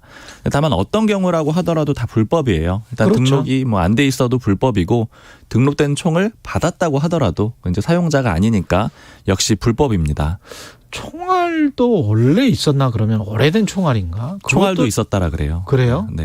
같이 유품으로 받은 걸로 일단은 그래요? 추정이 되는 상황입니다. 또 좀 궁금하네요. 이게 총기 사고가 자주 일어나지는 않죠? 맞습니다. 보도를 통해서도 좀 느끼실 거예요. 총기 사고는 대체적으로 줄어드는 추세입니다. 2001년에 오히려 많았어요. 54건이 한 해에 발생을 했는데 한 20년 정도 지난 2020년 기준으로는 8건으로 줄었고요. 2019년이랑 비교를 해봐도 그때는 16건이었는데 2020년에 절반 수준인 8건으로 줄어든 겁니다. 그리고 총기 사고가 특히 중요한 거는 이제 오발 사고나 이런 문제 말고 고의로 이 총을 사용을 했느냐. 이게 좀 중요한 거잖아요. 2001년에는 고의로 낸 사고가 46건, 46건이었고요. 2020년에는 3건이었습니다. 그러니까 전체적으로는 좀 우리나라는 이 총기 사고는 좀 줄어들고 있다. 비교적 좀 안전하다. 이렇게는 볼 수가 있습니다. 미국 비교하면 뭐 총기 진짜 천경국 많네. 우리는. 그렇죠. 그렇죠. 예. 다만 안심할 수 없는 거는 이제 최근에 좀 3D 프린터를 이용해서 총기를 제작한다거나 개조하는 그런 것들이 위험 요소가 되고 있거든요. 그렇죠. 사실 일본도 총기 청정국이라고 불리는데 아베 전 총리. 네, 지난 7월에 좀 충격적인 사건이 있었잖아요. 그때 아베 전 총리가 필수됐을 때도 쓰였던 총기가 사제 총기였고요. 맞습니다. 3D 프린터 이용해가지고 또 인터넷 영상물 이런 거 이용해가지고 개조를 했었거든요. 그리고 우리나라에서도 2016년에 이 서울 오페산 터널 총기 살인 사건이라는 이 사건이 있었는데 그때도 소위 비비탄 총이라고 하죠. 장난감 총을 사가지고 이걸 개조를 해서 사제총을 만들었는데 이게 총은 조잡한 수준이긴 했는데 사실 이 사건으로 경찰관 한 명이 이 총에 맞아서 숨지기도 했습니다. 그 비비탄이 그냥 장난감 완구 중에서도 좀 아파요. 맞으면. 네, 근데 이제 그냥 그렇게 쓴 건 아니고 그거를 다 이제 철제로 바꾸고 탄알도 바꾸고 이런 과정을 거쳤던 겁니다. 일단 국회에서는 요거 3D 프린터로 제작한 사제총기 대응하는 법이 필요하다 이렇게 좀 지난달에 발의가 된 정도는 있는데 아직 구체적으로 뭐 정부 차원에서 대응이 있는 그런 상황은 아닙니다. 그리고 내년도 예산에서 국공립 어린이집 예산을 정부가 삭감을 했습니까? 네, 정부 예산안 기준으로 삭감이 됐습니다. 내년 국공립 어린이집 예산이 491억 7천만 원으로 지금 책정이 돼 있는데요. 작년에는 600억 원이 넘었어요. 작년 대비 19.3%가 줄었는데 금액으로는 117억 3,300만 원이 줄어든 겁니다. 그러니까 600억 원대였는데 400억 원 후반대로 떨어졌다. 이러니까 좀 많이 준 걸로 좀 느낌이 들죠. 그렇게 줄일 것도 없는 것 같은데. 네. 그렇죠? 일단은 지금 정부 예산안이거든요. 이제 국회 예산결산특별위원회를 거쳐야 되니까 국회를 거쳐야 되니까요. 뭐 조금 더 조정이 있을 수는 있는데 일단 정부가 줄였다라는 점에서 이제 좀 의미가 있는 거고 또 비판도 나오고 있습니다. 아니 이러고 이제 출산율 걱정하면 안 되죠. 그렇죠. 국공립 어린이집 예산을 줄인다라는 게 공공양육 줄인다는 거냐 이런 좀 의혹을 사고 있는 거거든요. 왜냐면은 지금 이 윤석열 정부의 국정 과제 중에 하나가 이제 공약 중에 있었는데요. 부모 급여입니다. 만 0세 아동 부모한테는 70만 원, 또 만 1세 아동 부모한테는 35만 원을 지급을 하는 건데요. 이게 내년부터 시행이 되고 또 후년에는 그 액수도 100만 원, 50만 원으로 늘어날 거예요. 근데 이제 새로운 예산을 써야 되니까 기존의 국공립 어린이집 예산 줄여가지고 이거 하는 거 아니냐라는 의심이 있는 건데 이거까지 확인이 되는 건 아닌데요. 근데 결국은 이제 가정에 이게 돈을 주는 방식이잖아요. 그러니까 양육을 스스로 해라, 돈을 줄 테니 스스로 해라라는 방식으로 즉 공공 양육보다는 민간 양육으로 가려는 게 아니냐 이런 좀 의혹, 비판들이 있는 상황인 겁니다. 이거는 근데 그 양극화나 소득 불평등이 이렇게 있는 상황에서 특히 정부나 국회나 가보면 어린이집이 참 잘 돼 있거든요. 국회 어린이집이 굉장히 잘 돼 있잖아요. 네. 그 유명한데요. 공기업들도 어린이집들 참 잘 돼 있고. 근데 본인들이라고 해서 죄송합니다만은 좌우지간 그렇게 잘해놓고 일반적인 국공립 어린이집 예산을 확 줄인다는 거는 좀 이해가 안 됩니다. 오히려 그 일반적인 국공립 어린이집의 시설을 국회 수준으로 확 올려놔야 되는 거 아닌가요? 그렇죠. 국회 한번 어린이집 가보시면 깜짝 놀랄 거예요. 사실 국회 보좌진들도 정말 잘 돼 있어요. 네, 나가기 싫어하는 이유가 또 그렇습니다. 그것 중에 하나도 있죠. 국회 보좌관들이 나가기 싫어하는 이유 중에 하나가 그 정도예요. 그 정도로 잘 돼 있습니다. 국회 사무처 직원들도 이거는 다른 부처에 비해서 훨씬 잘 돼 있다. 그리고 뭐 세종에 있는 어린이집도 마찬가지고 어지간한 정부 부처의 어린이집들 가보시면 시설이 얼마나 잘 돼 있는데요. 그 강남역에 있는 삼성전자의 어린이집에 버금갈 만큼 잘 돼 있습니다. 민간 기업 가장 큰 대기업이라고 할 수 있는. 근데 국공립 예산 다른 어린이집 예산은 줄이겠다? 이거는 말이 안 되지. 이렇게 하면 안 되지. 정부 입장은 뭔가요? 네. 대통령실 논란되니까 어제 공지문을 냈는데요. 핵심은 두 가지예요. 일단 첫 번째, 어린이집 국공립 어린이집 숫자죠. 줄지 않는다. 그리고 이거는 부모 급여와는 상관이 없다. 이게 두 가지 핵심인데요. 근데 왜 줄였어? 예산을. 대통령실에서 설명을 하는 거는 이런 거예요. 일단은 예산을 편성하는 방식이 좀 바뀌었기 때문에 액수가 줄어든 거고, 그리고 어린이집 리모델링 비용 같은 경우에는 지원 단가가 예상보다는 좀 높지가 않았다라는 거예요. 그리고 좀 합리적인 방식으로 개편을 했다, 이런 취지라고 보시면 되고요. 그리고 원래 당초에 계획을 했던 게 2025년까지 2,750개 국공립 어린이집 만들겠다라는 게 윤석열 정부의 계획이었거든요. 이 목표에는 틀림이 없고, 그리고 올해 552개 확충했고 내년에 540개를 만들 건데 한 12개 정도 줄어든 거죠. 거의 숫자는 줄지 않았다. 이게 대통령실의 설명입니다. 너무 책상에서 숫자로만 생각을 하지 마시고 현장에서 느끼는 그런 수요. 그리고 필요가 분명히 있고 좀 더 나은 필요를 지금 원하고 있거든요, 국민들은. 그렇죠. 그러면서 또 전체적인 목표는 또 출산율 이야기를 하고 관련해서 또 경제성장 이야기를 하면 국민들 입장에서는 좀 답답해질 수밖에 없는 거죠. 그런 것들 좀 생각을 해 주시기 바라고요. 뭐 문자 같은 거 와 있습니까? 1292님 2시간 장거리 출근길 친구가 되어주는 최경영의 최강시사 매일 잘 듣고 있습니다. 응원 문자도 보내봅니다. 청취율 1위 가자. 좋습니다. 4036님 최경영의 최강시사 2년째 듣고 있는데요. 출근길에 정치 경제는 물론 사회 전반적인 이슈까지 썸머리 해줘서 요약해줘서 감사합니다. 앵커의 식견도 칭찬합니다. 아유 감사합니다. 이런저런 이야기. 경향신문 박순봉 기자였는데 어떠세요? 지금 저랑 한번 두세 번 호흡을 맞춰보니까 어떠십니까? 재밌습니다. 약간 긴장도 되고요. 약간 날카로운 질문을 하실 것 같아가지고. 아니 날카로운 좀 편안하게 오셔서 편안하게 말씀을 해주세요. 아까 제가 그냥 갑자기 국회 어린이집 생각이 나서 그런 말씀을 많이 해주셔도 돼요. 알겠습니다. 왜냐하면 박순봉 기자나 이렇게 취재 기자들은 다 보고 다니거든. 보고 다니면서 느끼는 이거랑 이 숫자는 말이 안 맞는데 뭐 이런 거 있지 않습니까? 이런 것들 말씀 많이 해주시면 도움이 될 것 같습니다. 지금까지 경향신문 박순봉 기자였습니다. 고맙습니다. 감사합니다. KBS 1라디오 최경영의 최강시사 2부는 여기까지 하고요. 잠시 후 3부에서는 박송 씨 가족으로 재점화된 친족 상도례 제도 뉴스 일대기 박대기 기자 김준일 대표와 짚어보겠습니다.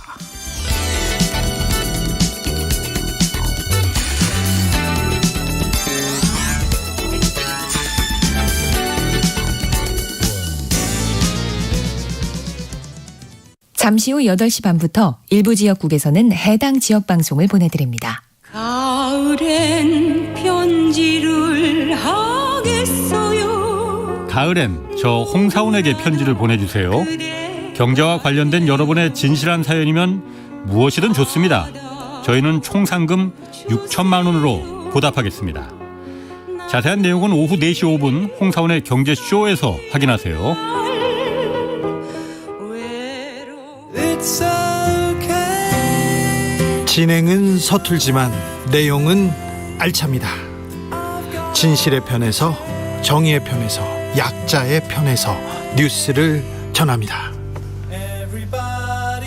주진우 라이브와 함께 더 많이, 더 오래 웃었으면 좋겠습니다. 매일 오후 5시 5분 KBS 1라디오 주진우 라이브. 지금 시각은 8시 30분입니다. KBS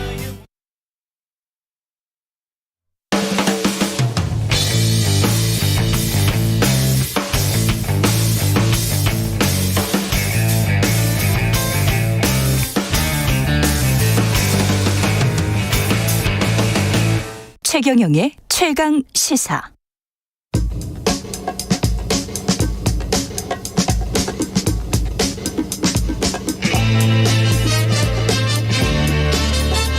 네, 우리가 접하는 뉴스의 태초부터 지금까지 뉴스 일대기를 쫙 살펴보겠습니다. 뉴스톱 김준일 대표, KBS 박대기 기자, 그들의 전지적 시점으로 분석하는 뉴스 일대기 지금부터 시작하겠습니다. 안녕하십니까? 안녕하세요. 안녕하세요. 예, 지난주 금주까지 지금 계속 이슈가 되고 있는 방송인 박수홍씨 사례. 아, 예. 예, 이게 친족 상도례라는 거를 처음 들었어요. 사실은 저는. 아, 그래요? 예, 그때 부친이. 예. 그것 때문에 뭐 이렇게 내가 다 한 것이다 이렇게 주장했다는 거 아니에요? 법정에서? 예, 그렇습니다. 그러니까 법정에서가 아니라 이제 조사를 받을 때 이렇게 주장을 하는 조사를 받을 때. 예.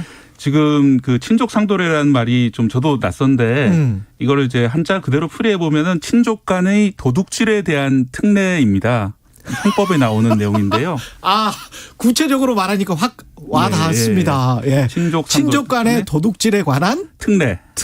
예, 친족 간의 그 도둑질에 대해서는 아예 처벌을 면제하거나 또는 피해자가 이제 고소할 때만 처벌한다는 내용인데 처벌이 면제되는 것은 이제 박수홍 씨 부친처럼 직계 혈족 간의 관계나 배우자의 경우에는 이제 또는 직계 혈족의 배우자에 대해서는 이제 처벌이 면제가 되는 거고요. 그게 아니라 그 밖의 친족에 대해서는 그러니까 피해자가 고소를 하면은 처벌을 할 수가 있는데 형 같은 경우에는 그 같이 살고 있지 않다면은 이제 고소를 하면 처벌을 할 수는 있습니다. 아, 형은 고소를 하면 처벌할 수 있고. 예, 그런데 아버지의 경우에는 같이 살고 있지 않다 하더라도 이 고소를 해도 처벌이 안 되는 그런 상황인 겁니다. 일촌이기 때문에. 예, 그러니까 직계이기 때문에. 직계이기 때문에 바로 내려오면. 예. 그래서 결국은 이제 형이 범죄를 저질렀다고 하는 것보다 아버지가 범죄를 저질렀다고 해야지 처벌이 안 되기 때문에 이게 내가 저지른 것이다 이렇게 얘기를 해서 문제가 되는 것이죠. 요거를 조금 더 구체적으로 이 법이 진짜 제가 보기엔 굉장히 심각합니다. 굉장히 심각한 문제가 있어요. 심각한 문제가 있습니까? 예, 여러 가지 문제점이 있는데 일단 이게 형법의 328조의 1항, 2항, 3항으로 구성이 되어 있거든요. 1항이 이제 가장 핵심인데 직계 혈족, 배우자, 동거 친족, 동거 가족 또는 그 배우자 간에 범해진 범죄의 형을 면제한다라는 거예요. 자, 직계 혈족은 제 부모 그리고 조부모 그리고 내 자식이에요. 뭐 이해할 수 있어요. 직계 혈족에서의 재산 문제는. 그 라인 쭉. 예. 3대 라인 쭉. 아버지 지갑에서 이제 돈 훔치는 뭐 이런 거를 해당이 되겠죠. 그런데 어렸을 때 그거는 해줄 수도 있겠다. 문제는 뭐냐면 어렸을 때는 중요한 건 이거예요. 직계 혈족 그러니까 뭐 동거 가족 또는 그 배우자가예요. 그러면은 제 딸 말고 제 사위가 예를 들면은 사위도 아들이다. 아니 그러니까 그 배우자라고 돼 있잖아. 직계혈족의 배우자도 배우자니까요. 직계혈족의 배우자. 예. 그러니까 제 사위가 우리 집에 와서 물건을 훔쳐갔어요. 처벌을 못 해요. 분노하십니까? 지금 화가 막 이미지가 떠오르니까. 바로 나는 고소장 날려야 되는데 처벌을 못 하게 돼 있어요. 이 방송들은 사위분들이 좀 다른 생각 안 하셔도 좋겠는데. 저도 사위인데. 이게 그리고 또 하나가 문제가 뭐냐면은 단순히 328조에만 적용되는 게 아니라 형법에 344조, 354조, 361조, 365조를 통해서 절도뿐만이 아니라 사기, 공갈, 횡령, 배임, 작물죄에도 준용하도록 돼 있어요. 이 같은 경우는 지금 횡령죄, 그러니까 도둑질이 아니라 지금 박수홍 씨 사건 같은 경우에는 횡령죄가 해당이 되는데 여기도 마찬가지로 적용이 되는 거죠. 횡령죄도? 예, 모든 범죄는 아니고 재산 관련 범죄는 대부분 적용이 된다고 보시면 되겠습니다. 그럼 횡령이라는 게 사실 같은 회사에 있는데 그 회사의 형회사다. 아니 형회사가 아니고 아버지 회사다. 아버지 회사의 돈을 훔쳤다 이러면 어떻게 돼요? 법인은 해당되지 않습니다. 법인은 해당되지 않습니다. 법인은 그건 또 다른 처벌의 규정이 있어서. 근데 그냥 자영업을 하는데 현금 출납부에서 그냥 쓱 가져갔다. 그거는 상관없겠네 그러면? 그거는 처벌을 못하게 돼 있어요. 처벌을 못하게 돼 있어요? 이게 문제가 또 뭐냐면은 형을 면제하도록 되어 있어요. 형도 면제가 되는 거예요? 그러니까 이게 뭐냐면은 이게 검찰이 기소를 할 수가 있습니다. 그래서 법원에 가요. 그런데 죄는 인정되지만은 이 조항에 따라서 무죄가 아니라 형은 면제한다 이렇게 되는 거예요. 유죄지만 형은 면제한다 이렇게 이게 나오는 거예요. 지금 이게 그런 사례들이 굉장히 많아요. 그러니까 왜 이렇게 좀 황당한 법이 만들어졌을까? 왜 이렇게 된 거예요? 예, 이렇게 좀 처음에 만들 때는 언제 만들었어요? 뭐 우리나라가 이렇게 너무나 좀 약간 꼰대라고 해야 되나요? 가부장 문화가 너무 강하니까 이런 일이 벌어진 게 아니냐. 참고로 박대기 기자가 로스쿨 중퇴입니다. 아니 좀 아픈 과거를 예, 그렇게 생각하실 분이 있는데 이게 저희가 이제 법의 그 연원을 따져보면은 이게 로마법에 시작을 했습니다. 로마법에서? 예, 로마법에서는 법은 가정의 문턱을 넘지 않는다라는 법언이 있습니다. 그래서 이제 가족 안의 그런 도둑질은 가족 안에서 해결하라. 얘기는 처벌을 아예 안 하겠다는 것이 아니라 그 이제 고대 시대에는 가부장의 처벌권이 있었습니다. 가부장에게 처벌권이 있었고요. 간해형이라는 형태로 있었기 때문에 아버지가 뭐 회초리를 때리든지 집안에 좀 가두든지 이렇게 해서 아버지가 해결해야 될 문제지 국가가 나서서 소를 벌여가지고 이걸 해결할 문제가 아니다 이렇게 봤던 거죠 그때는. 이 로마법을 근대 이제 프랑스나 독일 같은 국가들이 많이 이어받았고요. 또 일본은 이제 유학을 보내가지고 거기서 또 법을 가져왔고 또 우리나라는 처음 형법을 만들면서 일본 법을 많이 참고를 했기 때문에 결국 이어지면서 우리나라까지 전해져서 이 법이 살아남은 그런 겁니다. 친족 상도례가요. 그러네요. 그런데 문제는 이제 이게 1953년 우리 형법 제정 당시에는 그나마 이제 가부장의 그런 권위, 가부장의 힘이 있었던 시대이기 때문에. 농경 사회였고. 예, 그때는 뭐 아버지가 뺨을 때린다든지 해서 해결할 문제인데 지금은 그런 사회가 아니잖아요. 더 이상 이제 가부장의 권한이 있는 것도 아니고 또 이제 그 개인의 권리 의식이 그때랑 다르기 때문에 아버지가 잘못된 일을 하면은 아들이 충분히 반대할 수 있는 그런 사회가 됐고요. 그렇죠. 우리 의식도 많이 바뀌었는데 그렇다면 법이 바뀌어야 되는데 그동안 법을 안 바꾸고 있었던 게 문제죠. 한마디로 말해서 제가 볼 때 이거는 국회의 실패라고 봅니다. 현 국회의 실패가 아니라 역대 국회의 실패라고 보이는 거죠. 1953년에 만든 법인데 말이 안 되네. 70년 동안 그대로 했던 거죠. 이게 그래서 2010년대 보면은 연구 논문들 뭐 이런 거 친족 상도례 이거 폐지하거나 개정해야 된다는 것들이 여러 개가 나왔어요. 이게 문제가 또 뭐가 있냐면은 민법상의 가족하고 친족 상도례가 적용되는 거하고 다른 거예요. 예시를 제가 들어볼게요. 아까 전에 직계 혈족의 배우자. 직계혈족의 배우자. 이를테면 사위. 예. 민법상은 가족이 아니에요. 그런데 친족 상도례에서 형이 면제됩니다. 내 거를 물건을 훔쳐가 또 화가 나네요, 갑자기. 또 상상을 하니까 또 화가 납니다. 예를 들면은. 그리고 배우자의 직계혈족. 예를 들면 장인, 장모. 민법상으로는 아니에요. 이게 가족이 아니에요. 그런데 친족 상도례가 적용됩니다. 그래서 장인, 장모가 내 거를 훔쳐가도 심지어는 이렇게 됩니다. 그렇게 되는 거예요? 팔촌까지 해당되기 때문에 사실 이제 지금 현대사회에서는 팔촌이 누군지도 이름도 잘 모르는 분들도 많으실 텐데 대부분일걸? 팔촌이 범죄를 저지르면 일단 자기가 고소하지 않는 이상 처벌이 안 되고 만약에 그렇습니까? 그 팔촌이 어떻게 같이 살고 있는 경우에 예를 들어서 뭐 통근거리가 멀어서 우리 집에 들어가 같이 살거나 이럴 경우가 있잖아요. 그럴 경우에는 아예 처벌이 안 되는 그런 상황이 벌어지는 겁니다. 근데 원래 이 법을 만들 때 가령 이제 미성년자와 관련해서는 어떻게 되는 거예요? 아까 제가 우스갯소리로 그런 말 했지만 어렸을 때는 괜찮아요. 이런 이야기 했잖아요. 저는 형사 미성년자로 다르게 규율을 받게 되는 어차피. 거죠. 어차피 다르게 규율을 받게 되고. 소년은 보내야죠. 아빠 지갑 털었으면. 저는 이제 이 법이 이제 박수홍 씨 사건처럼 아주 특수한 경우만 적용된다 생각하시는 분들도 계실 텐데 실제로 이것 때문에 뭐 처벌이 안 되는 경우가 한 해 800건 정도 있다는 통계가 있습니다. 아, 그래요? 그리고 더 큰 문제는 이 800건 중에 상당수가 피해자가 장애인인 경우가 많이 있습니다. 이 장애인하고 같이 살면서 장애인을 상대로 장애인 특히 그 생계비 같은 게 지급이 되거든요, 국가에서.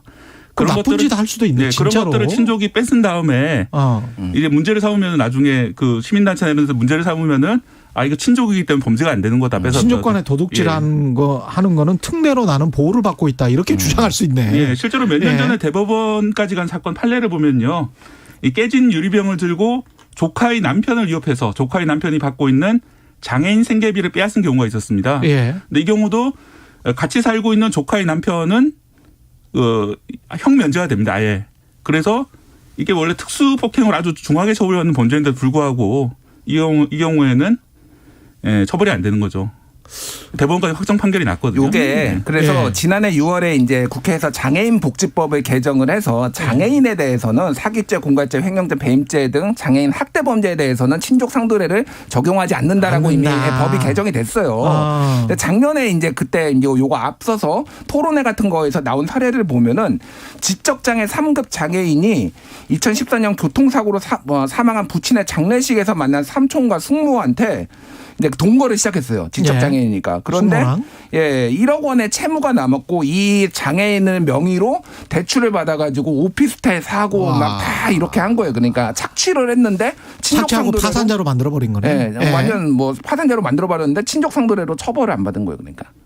이런 사례들이 있어서 일단 장애인에 대해서는 이거를 이제 왜냐하면 가스라이팅 우려도 있고 그러니까 이게 진짜 나쁘네요. 일반인도 이렇게 적용하는 게 맞느냐 이제 논란이 있는 거죠. 그러니까 앞에 제가 좀 말 실수를 드렸는데 특수폭행이 아니라 흉기, 휴대, 공갈죄거든요. 재산죄이기 때문에 재산죄만 해당되기 때문에 만약 폭행까지 갔으면 처벌이 됐을 텐데 협박한 정도는 흉기, 휴대, 공갈이라 가지고 이 경우에 처벌을 안 받았던 그런 사례입니다. 로스쿨 중대자한테는 굉장히 좀 중요한 문제이기 때문에 따로 한번 말씀을 하신 것 같아요. 정확한 팩트를.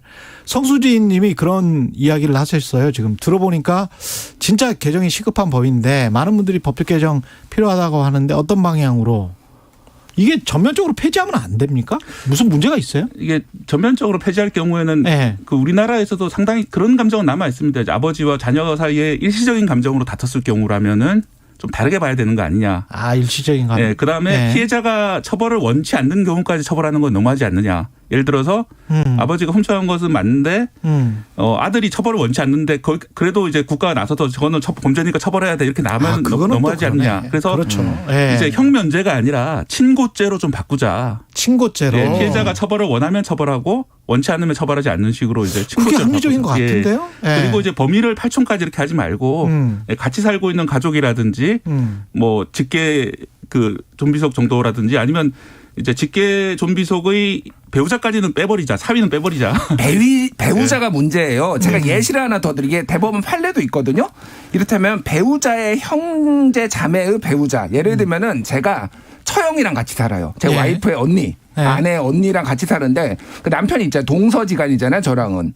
그렇죠. 근데 같이 사는 처형의 배우자면은 제 거 작물 훔쳐가도 제가 처벌을 안 받아요, 그분은. 동거 가족이니까. 동거 가족은. 그러니까 그 배우자까지도 이렇게 적용이 되면은 이건 너무 또 화가 날라고 그래. 누가 훔쳐간 것 같아. 그러니까 이게 너무 광범위하고 아까 전에 얘기했지만 프랑스나 독일이나 일본이나 스위스에도 이런 법이 있거든요. 근데 이런 식으로 이 동거 가족의 배우자까지 적용하는 나라는 대한민국 한 군데밖에 없습니다. 그래서 너무 넓어요. 그러니까 로마법 영향을 받은 모든 나라에 이런 법들이 좀 있긴 한데 우리나라가 그중에 상당히 처벌 면제 범위를 많이 넓혀놓고 이런 상황이기 때문에 좁힐 필요가 있습니다. 그리고 1995년도에 실제로 그 정부가 제출한 법안으로 이거를 좁혀보려고 시도를 한번 했었는데 그때 이제 뭐 다른 정책 사안 이런 것 때문에 결국 넘어갔거든요. 제가 볼 때는 70년 동안 국회가 여기 손을 놓고 있었던 가장 큰 이유는 이 법을 고친다고 해서 국민의힘에 유리한 법이 아닙니다. 그리고 또 민주당이 유리한 법도 아니죠. 그렇죠. 그러니까 국회의원들로서는 이게 현안이 아닌 겁니다. 이게 이제는 이제 현안이 됐을 수가 있지만 왜냐하면 유명 인사가 해당이 됐기 때문에. 그런데 그야말로 이제 민생이네요. 네, 민생인데 그리고 아까 말씀드린 것처럼 800명 정도 매년 이런 그 관련된 피해자들이 계신데 대부분이 상당 부분이 장애인이나 이런 분들이 고통을 받으시는데 이분들은 그렇게 목소리가 클 수가 없어요. 그러니까 말씀하신 그대로 민생 문제이기 때문에.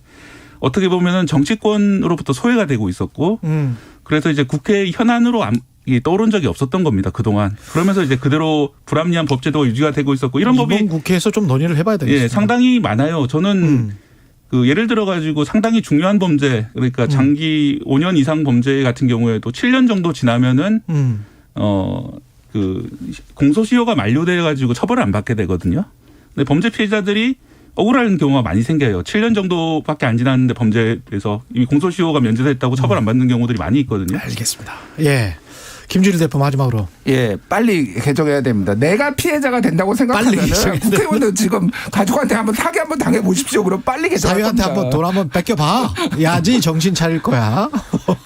이런 말씀이었습니다.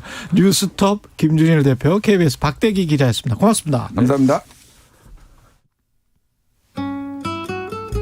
이 시각 출근길 교통정보입니다. 경부고속도로 부산 쪽 한남나들목에서 서초, 서울 요금소부터 죽전 쪽으로 정체입니다. 죽전 휴게소 부근 2차로에서는 1시간 가까이 사고 처리하고 있습니다. 이후 수원에서 다시 밀리고요. 남사에서도 제속도 못 냅니다. 평택 제천고속도로 제천 쪽은 서안성 부근 1차로에서 사고가 나는데요. 안성분기점부터 정체가 심하고요. 서울 시내 올림픽대로 공항 쪽으로는 남사대교부터 청담대교, 다시 청담대교까지 밀리는데요. 잠실대교와 청담대교 사이 4차로에는 고장난 차가 생겼습니다. 이후에는 동호대교부터 한강대교까지 막히고요. 강변북로 일산 방향은 강동대교부터 성수대교까지 주춤하고요. 다시 한남대교에서 마포대교 사이 막힙니다. 동호대교 북단에서 남단 쪽으로는 2차로를 막고 작업 중입니다. 뒤로 약수역부터 영향받아 정체인데요. 동호대교 진입까지 30분 넘게 걸리고 있습니다. KBS 교통정보센터에서 임초희였습니다. 여러분은 지금 KBS 1라디오 최경영의 최강시사와 함께하고 계십니다. 네, 크림대교가 폭발한 뒤에 러시아가 우크라이나 수도 키이우를 공습하면서 전쟁이 최악의 확정 기로에 놓였습니다. 지난 7월 최강시사에서 푸틴의 속내를 짚어주셨던 분인데요. 러시아 출신 방송인 일리아 벨리아코프 수원대학교 교수 나와 계십니다. 안녕하세요. 네, 안녕하세요. 예, 또 나와주셔서 감사하고요. 네. 지금 상황이 좀 안타까운 상황이 계속 진행되고 있네요. 미사일 공격을 했는데 푸틴은 지금 화가 많이 난 건가요?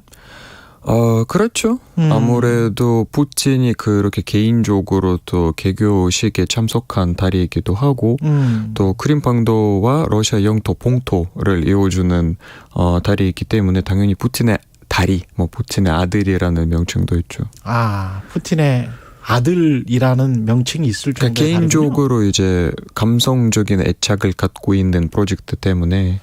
근데 개인적인 애착을 갖는다고 해서 이렇게 이제 미사일로 무차별적으로 민가도 다 그냥 폭격을 해버리는 거잖아요. 푸틴의 성격을 보여주는 거죠. 근데 러시아 전문가를 들어보면 또 이렇게 미사일을 엄청 많이 100개 넘게 거의 100개 정도의 미사일을 쐈는데 사실상은 이거는 하루 만에 준비를 할 수 없다고 얘기를 하는데요. 그래서 원래부터 어느 정도의 시간을 두고 준비를 하고 있었고 마침 이제 크림대교에서 폭발이 일어났기 때문에 이제 발사 시간을 앞당기는 것뿐이지 사실상은 막 이렇게 폭발이 했기 때문에 미사일을 쏘기 시작한 건 아니라는 평가도 있습니다. 이게 크림대교 폭발 사고 같은 경우는 누가 한 건지 아직 확정은 안 됐죠? 확정은 안 됐죠. 그러니까 러시아 내에서는 당연히 모두 다 이제 확정이 된 것 같은 분위기지만 우크라이나가 했다. 네. 네, 그러니까 그 국제 무대나 아니면 우크라이나 자체가 아직은 인정을 못 했어요. 인정을 안 하고 있고. 푸틴은 지금 자존심의 상처를 입어서 뭔가를 보여주겠다는 겁니까? 그런 의도도 당연히 있죠. 아무래도 이제 푸틴이 여태까지는 거의 민간 인프라를 겨냥하지 않았던 게 사실이지만 그렇다고 해서 아예 안 한 건 아니지만 네, 사양하는 건 사실이고 이제 민간 인프라를 겨냥하고 있는 거 보니까 당연히 이 크림대교의 보복으로 하는 조치로 보이긴 합니다. 근데 이 정도로 무차별하게 하면 그 서방 진영, 우크라이나 국민들은 말할 것도 없고 서방 진영도 좀 공포 속으로 어디까지 어떤 일종의 미치광이 전략 아니에요? 그럴 수도 있어요.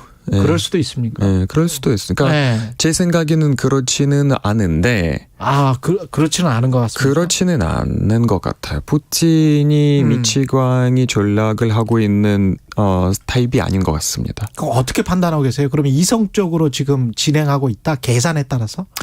계산했어요. 그러니까 약간 어떤 계산일까요? 감성적으로 약간 반응하는 것도 있지만 그래도 이거 계산한 건 맞는 것 같습니다. 어떤 계산이 있을까요? 아무래도 겁주는 거죠. 겁준다. 예. 일단 겁주기. 예, 겁주는 거죠. 또 신호를 강한 신호를 계속 주는 거죠. 미국에도 강한 신호를 보내고 있고 또 우크라이나에게도 계속 그런 신호를 보이고 있고. 왜냐하면 우크라이나는 애초부터 항상 러시아 땅에도 러시아 영토에도 여러 가지 인프라가 목표가 될 수 있다라는 말을 계속 해왔어요. 예. 그래서 실제로 크림반도가 러시아 땅에 있는 대교죠. 크림반도가 폭발이 돼서 푸틴 입장에서 봤을 때는 러시아 영토에서 테러 사건이 발생했기 때문에 강한 신호를 보내야 한다는 게 푸틴의 논리일 거예요. 그걸 통해서 얻으려는 거는 이런 겁주기, 강한 신호 말고 전쟁과 관련해서는 그 본인들이 4개 정도의 일종의 이제 크림반도 합병한 것처럼 합병을 해버렸잖아요. 네. 그렇게 해서 전쟁을 이선해서 끝내겠다는 생각입니까? 끝내라고 보내는 신호죠. 끝내라. 네. 항복하라. 네. 항복하라. 네. 그리고 우리에게 4개 자치구를 러시아로 양어하고. 그건 더 이상 지금 얘기가 안 되는 걸로 알고 있어요. 그러니까 이미 푸틴과 푸틴의 측근들은 그 땅들을 러시아 영토로 생각하고 있기 때문에. 이미 국민투표했으니까 우리 거다. 네. 러시아 것이다. 네. 그럼 뭐 말할 것도 없고 전쟁은 이제 끝내자. 그렇죠. 네. 서방은 받아들일 수가 없는 거 아니에요? 받아들일 수는 없죠. 그러면 전쟁은 굉장히 길어질 가능성이 있겠습니다. 장기화 될 거예요. 이거는 거의 모든 전문가들이 한결같이 얘기하고 있는 거예요. 굉장히 장기화 될 거고, 뭐 내년으로 당연히 넘어갈 거고, 내후년까지도 지금 평가가 없지는 않습니다. 러시아 내부의 여론은 어떻습니까? 이 전쟁이 장기화, 제가 BBC 보니까 한 20만 명 정도가 카자흐스탄으로 징집 피해서 그냥 탈출했다고 하던데. 그건 카자흐스탄만 20만 명 정도 되고요. 예. 총으로 보면 9월 22일 날에 징집령이 내렸거든요. 예. 그때부터는 거의 폼스 잡지 통계 자료에 따르면 거의 100만 명 정도에 가까이 러시아 국경을 넘는 사람들이 많았다고 얘기를 하는데 대부분 젊은이들 대부분 이제 젊은 남성분들. 예, 왜냐하면 징집령이 내린 게 18세부터 뭐 거의 45세까지 예. 이런 남성 대상으로 내려온 거기 때문에 많은 사람들이 대피하고 있죠. 그러면 전쟁을 계속 수행할 수 없는 거 아니에요? 이 정도로 여론이 안 좋으면? 그리고 전쟁을 안 하려고 한다면? 여론이 안 좋은 건 아니에요. 그러니까 여론 안 좋은 건 아니에요. 네, 여론 내에서, 그러니까 러시아 내에서도 우리가 알아야 될 게 미디어 시장은 되게 갈려 있어요. 두 그룹으로. 그러니까 정부의 입장을 프로파간다식으로 방송하고 있는 연방 방송사들이 있고 그쪽에서는 모든 게 다 좋아요. 다 계획대로 되고 있고 푸틴 위대한 대통령님이 잘 지휘하고 있고 그런 얘기가 계속 나오고 있고. 근데 이제 야권 세력이 나오는 언론사, 반정부 언론사는 당연히 사실 그대로 얘기를 하고 있죠. 근데 문제는 그런 야권 세력이 나오는 언론사가 거의 접근이 불가해요. 러시아 내에서는. 그게 신문사입니까? 아니면 방송사도 있습니까? 방송사도 있고 인터넷 미디어 시장도 있고 뭐 인터넷 웹사이트도 있고. 근데 러시아에서는 접근이 불가능하다. 거의 대부분 인터넷에 막혀 있기 때문에 VPN 안 쓰면 거의 읽을 수가 없어서. 그렇군요. 그러면 여론은 완전히 장악돼 있다라고 봐야 되겠네요. 그렇죠. 거의 그렇다고 봐야 돼요.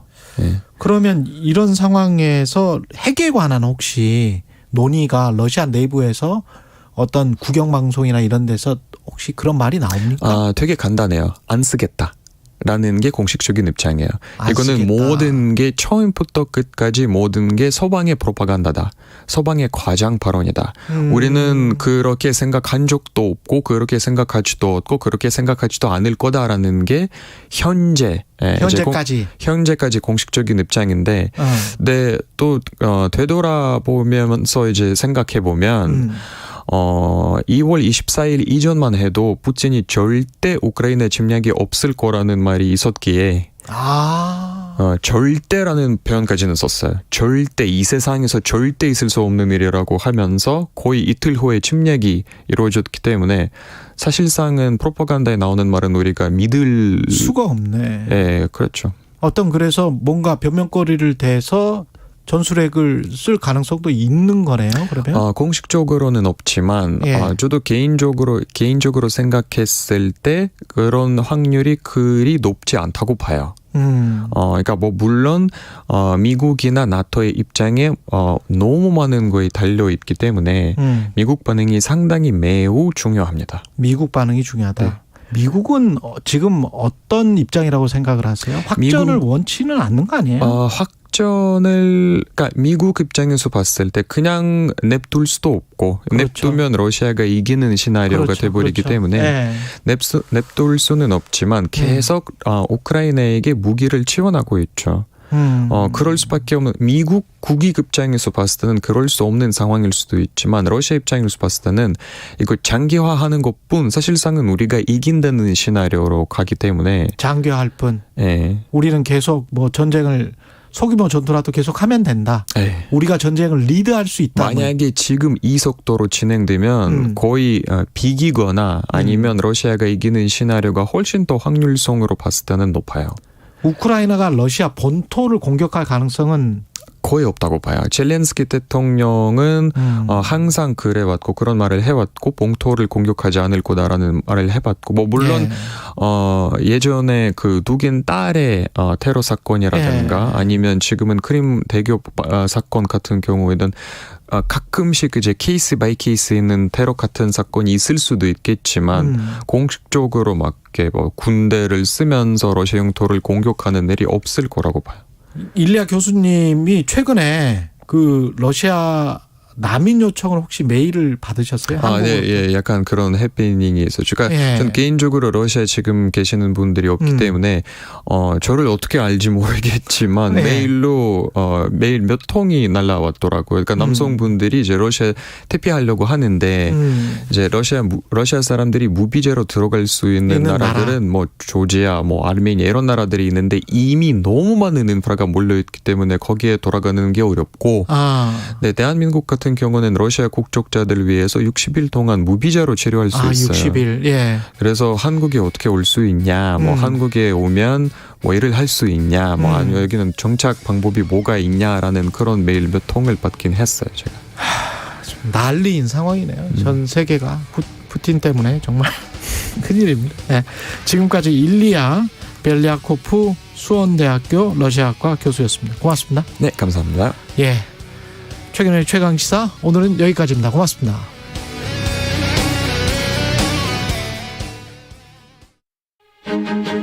코로나19 재유행이 안정적 상황에 접어들었다는 방역당국의 평가에 따라 그동안 50인 이상 행사, 집회에서 유지되어 오던 실외 마스크 의무 착용이 완전히 해제됐는데요. 이제 실외 경기장과 공연장에서도 마스크를 벗을 수 있습니다. 하지만 실내 마스크 의무 착용은 당분간 유지됩니다. 그동안 금지되어 오던 요양병원과 장애인 시설 등의 대면 접촉면에도 허용됩니다. 면회는 사전 예약제로 운영되며 신속 항원 검사 결과 음성이 나와야 하고 음식물 취식은 금지됩니다. 최근 유행하는 변이에 효과적인 계량 백신